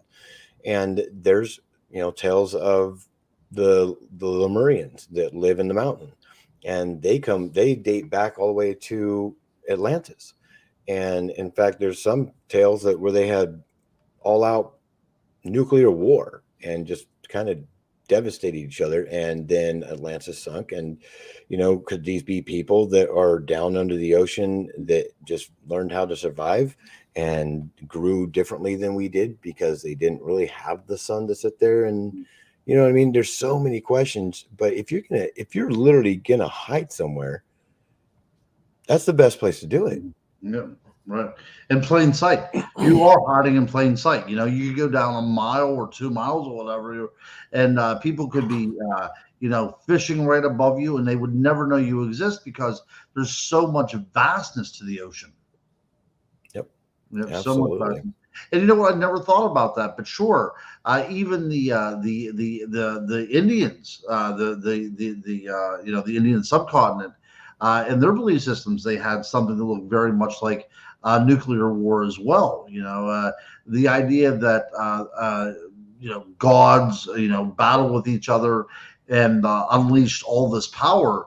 It's very possible that in our distant past we had the capabilities of annihilating ourselves. It's very possible that we're going through phases and phases of rejuvenation, and we're back where we started from 1,000 years ago. If you think of the way the Greeks looked at it, they had the different ages of man. They had the golden age, the silver age, the bronze age, and they believed that man had developed, reached its zenith, was then destroyed, and kind of started all over again. And I like that idea. I like that very much, that we get to a certain point, we're no longer able to control what we do, and we kind of lose everything. We fumble the ball, and then we have to start up all over again. Now, wouldn't it be interesting that this has been going on in a cycle for thousands of years, and the technology that built the pyramids has simply been forgotten? All this, because if you look at the technology of the past, we cannot reproduce the pyramid. People have said that before. Many people have said that before. So that technology is gone. So it's very possible that we are dealing with many multiple generations of rebirth, of climbing the ladder of civilization, and then falling apart again and starting all over. Yep. And we actually have scientific evidence, archaeological evidence of, irradiated glass. So there was actually nuclear explosion type evidence from the past. And I'm 100% on board with you on that one. I think that the Earth goes in a cycle. It's a cyclic globe. And when it gets out of control, out of balance, it's like, okay. And it just puts itself right back into balance. And then we all start over. I mean, you just like you said, you look at the pyramids, there's like Göbekli Tepe. Look at how that thing. Goodness. Absolutely. Yeah. Yep. You get into some of these crazy monolithic structures, and you're just like, and like you said, we do not have the ability to reproduce these things. Now, if you want to go even more off the trails, that you can literally sit there and listen to someone like Billy Carson. I don't know if you ever listened to him, but he talks about Thoth and the Emerald Tablets and things like that. And Thoth is the one that claims to have built the pyramids. He even claims there's a spaceship under the Sphinx. And that when outside visitors come in that are here with harmful intent to the planet and us as a species, the wise ones will go and find his ship and be able to annihilate them easily or defeat them in battle. I mean, there are some crazy things out there. Right. No, there is. And I'm not really into the conspiracy, but there is something going on with Antarctica. I've had a friend that went to Antarctica. It's very difficult to get there. And once you're there, you're limited about where you can go, right? And you would think that nobody owns this. You would think that people could take, boat, just show up there. You know what I mean? But nobody does that. And it may be possible, right? There are suggestions out there that there are remains of an ancient civilization down there that we really don't want to address right now, because that will be a hard thing to explain to, religions, to governments, to everything else. Well, realistically, if there is something down there, and if you just want to look at the nuts and bolts scientific aspect of it, you get in a boat. Let's say money was no option. Mm-hmm. All of us got in a boat and said, okay, we're going to go down here. Once you hit the 86 parallel and you start traveling further south, you're on radar. They know you're there, and they're going to turn you away. The ships that go down there, and you go to Antarctica and you can see the South Pole, so to speak, and they got that little silver ball on top of the pole. That is not even anywhere near close to the center of Antarctica. Not even. I mean, it's over 1,000 or more miles away from where it's actually supposed to be at. So literally there's something going on. There's an Antarctic Treaty for a reason. Whether you want to look at the past and listen to Admiral Byrd and the inner Earth theory, and the fact that there's another pyramid down there that's buried in the ice and that people have gotten pictures of, holes in the ice, hangers. There was one guy that found the Fitbit people, if you know about that, where their Fitbit, if you had one, you could see people's tracks that they would run or whatever. Oh, right. And out in the middle of nowhere in the ice, there's a bunch of Fitbit tracks out there because there's a hidden base out there. And it's like, oh my gosh, you can go way down the rabbit hole with that one. Yeah. But bringing it back, I know you have written so many books. Do you have another one in the works? Actually, I do, and it's almost finished. So I wrote the On series, which consists of mermaids, werewolves, Bigfoot, witches, fairies, vampires, and lake monsters. So I thought I would get all those kind of guys out of the way. And I've written on, so many different archetypes, whatever it comes to this. So I'm now going out and writing travel guides to various places that are family friendly and you can do on a budget. So a lot of people come up to me whenever I do conferences and say, hey, you know what, I'd really like to take my kids to see this or that. So I'm starting to put together a collection of places where it could be economically feasible for families to do it. And the first in the series will be on Gettysburg. Ooh. Yeah. That'd be awesome. Yeah. I'll wait until that one comes out. And I mean, realistically, I've never written a book. I've heard about a lot of people that do it, and I'm friends with some people that are authors as well, including you guys. And I don't really have enough information. I'm kind of a jack of all. on when it comes to this. I do have the things that I'm really interested in. There was a gentleman that had the little tree sprites, I think they were called. I mean, it's since been debunked, and I kind of knew it was all, faked in there, but it's really interesting because I like listening to that stuff. Right. There was, when I try to find as many books when it comes to the cryptid world, and destination spots is definitely one of them. If you wanted to talk after the show, I can give you a destination spot, but it might scare people. So it's family friendly when it's in the daylight. There's waterfalls and a stream. You can go fishing. You can do all kinds of stuff. But once it turns nighttime, it gets a little weird. Very nice, very nice. Yeah, being an author is exciting. It's fun, but I take everything to heart. Okay, so whenever I wrote my vampire book, and this was very highly researched. It took me quite some time to write it. It was actually published by Jonathan Downes Center for Fortean Zoology over in England. So I was proud of this. It gets published. And so one night I was just Googling and to see if anybody had reviewed it. So I put on vampires reviews, and I found out that there was a guy in Whitby, England, of all places, where Bram Stoker's Dracula was set. And he said, he claims that he was a self-professed vampire, and he rated my book 0 stars, not even 1 star, didn't even get 0 stars. Because from his aspect, because he was an actual vampire, none of my books made any sense, and that it was all conjecture. Well, I think that whenever you write about a subject about vampires, there's going to be some speculation in there. But those kind of things really they hurt a little bit because he was very mean about it. Now, of course, you could say that that's a troll, and there's a lot of trolls out there doing that kind of stuff. But that really can get you for a while, because you spend a year writing something, then somebody out of the blue who has never met you attacks you about that, But yeah, you do get that every now and then. Lady Ann, I mean, with your book, did you get any kind of flack on that? Have you had any feedback on that as well? It's one of those things where it did get published in February, and because it's not like it's my personal stories, these are my personal experiences, and to be honest with you, when I very first started it, I was not going to publish it. This was not meant for everyone, not in the beginning. But then, there was just something within me that kept saying, just try. You've wanted to be an author since you were 6 years old, so just, send it in. If they say no, okay, whatever, because originally I wanted to leave behind something. I've got kids, and I wanted to really let them know that, what, these things are real. This stuff happens. And, there again, if anything was to ever happen to me, they'd have that story. They'd be able to feel close to me.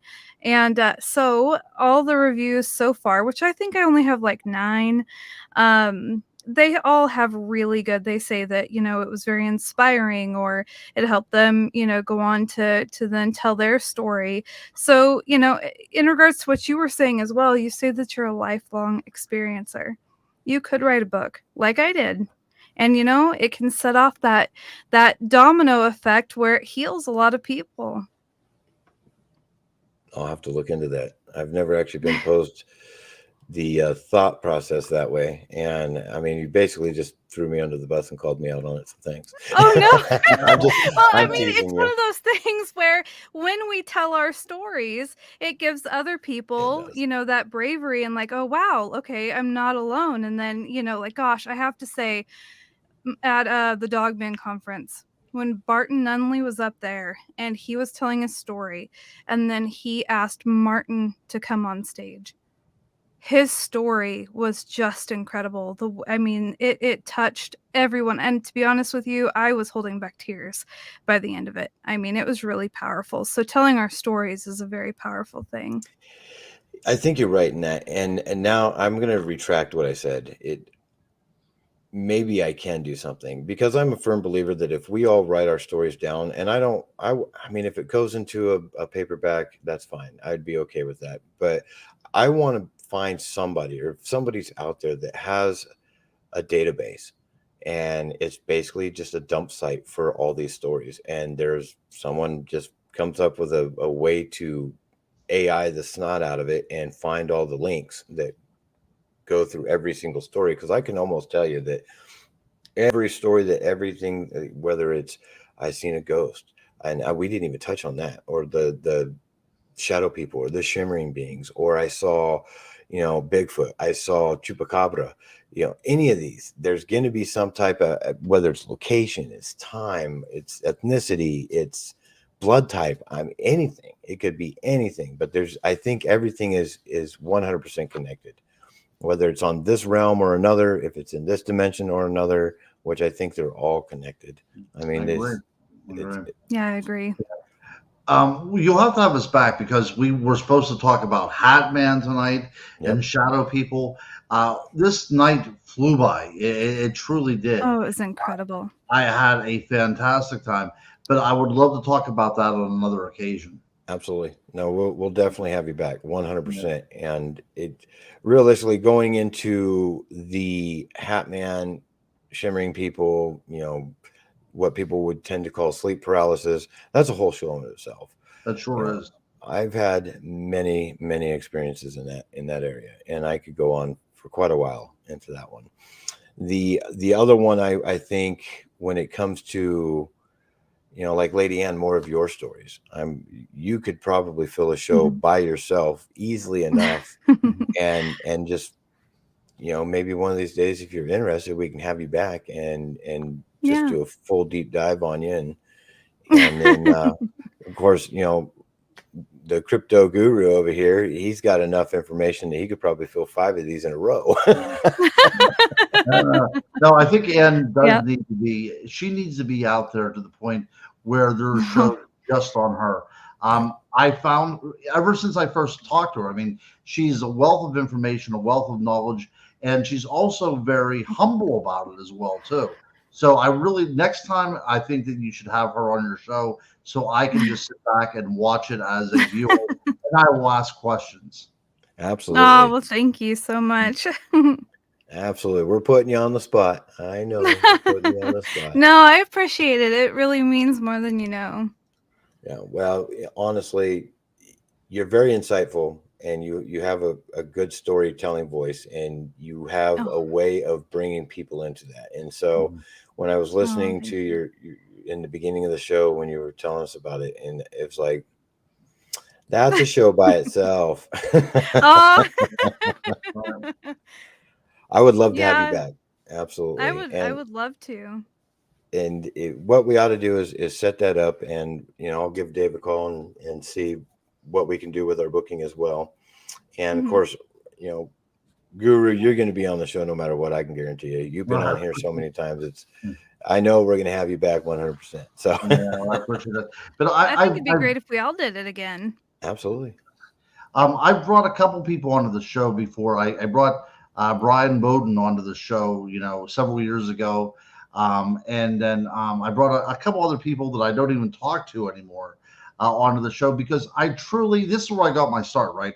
This is the first show that after I wrote my books, they told me to come on to it. So, I wrote my first book about the Chestnut Ridge. Dave asked me to come on. First show I ever did. So as a listener and as a fan of the show, I try to find some of the people that I meet that are interesting and introduce them to them. And I think that Ann is she is the poster child. She's the quintessential guest for Spaced Out Radio. Oh, goodness. And, we have some people in here, and of course, this is something I ask every night. And when I'm on my own show, and we have Gentry Anderson and Danielle and Big Tex, the same thing I say every night. How do we find you? And it's great because Starscard said how to find Lady Ann and Ronald Murphy. So, Guru, how do we find you? I mean, how do people get in contact with you? Well, you go on, for books, you go on to Amazon, but I really, truly love to talk to people, okay? So you can go to Facebook and go to Ronald Murphy Jr. I'm on there. That's perfectly fine. You can friend me, and whenever I run out of friends, which it caps off at, you can go to Ronald L. Murphy Jr., which is my author page, or I will give you my email address, which is always really cool too. So my email address is ronaldlmurphy ronaldjr@yahoo.com. So just my full name, Ronald, L as in Lee. Don't forget the L, Murphy, jr@yahoo.com. And I would gladly talk to anybody at length about anything. If you agree with me, great. If you don't, that's how we learn, right? So yeah, get in touch with me, guys. I'll be looking forward to talking to anybody. That'd be awesome. Oh, thank you so much. And I think I already friend request you, I believe. So, because I have a lot more things I'd love to talk to you about. Believe me, more personal stuff, different stories, and get your kind of insight on it as well. And same with you, lady. And I'd love to have conversations with you about certain things, because I think in a lot of areas we're all kind of connected, and I can feel the vibe between us. This has been great. You guys have been completely awesome. Lady Ann, where do they find you? And is it, also is your book as well? If you want to kind of give everybody the name, obviously it's going to be on Amazon, but Yeah. So the book, it's Aperture in the Veil, Born in a Preternatural World. That is on Amazon. You can find me on Facebook under Anne Selene. I think I still have a little bit of room for more friends. It caps off at, I think, 5,000. So I think I've got some room. And my email, so I've got the Caravan Library of Lore, which is my podcast. And then I have KPNL Radio, which is my paranormal radio station that I run every day of the week. Those as well you can find on Twitter, on Instagram, and on Facebook. You just type in Caravan of Lore or KPNL Radio. Email. How about, I guess, kpnlradio@gmail.com. I think that would be the simplest. So yeah. That's perfect. And hopefully people start flooding in and talking to you guys. I understand the cap is at 5,000. So maybe do you have a KPNL Facebook account? I do. I have a Facebook page and a group for both KPNL and the Caravan. That'd be great. So for anybody, if you do max out your friends list, for anybody else, you can go find her that way as well. That's a great way to not only get in contact with Lady Ann as well as the guru here. If you guys want to get in contact with him, go ahead and do it. As well as me, my email address is actually bikeshophero@yahoo.com. That's the easiest way to go hold me that way. You can also find me on any of the major platforms like TikTok, Instagram, Twitter, Facebook at Grantavius Max with 2 X's. For everybody in the show tonight, thank you so much. You both been great. For the chats, you've been just as good. Thank you all for being there. And Dogface Boy, YJ Overlander, thank you so much for those awesome super chats. For anybody else that wants to go check out some of our swag, go to spacedoutradio.com. Go check that out. You would absolutely love some of the stuff that's on there, including the Moo Woo shirt from Nicholas Shaughnessy, as well as the Grantavius Max, where I am dressed just like a South Park character. I love it, actually. I love it. I'm still waiting for mine to come in, Dave. I'm still waiting. But for everybody else, thank you. It's been a great show. We're going to go ahead because we're at the top of the 3rd hour. And you all have yourselves a great night. Keep it strange. Keep looking up. Always, always. See you tomorrow.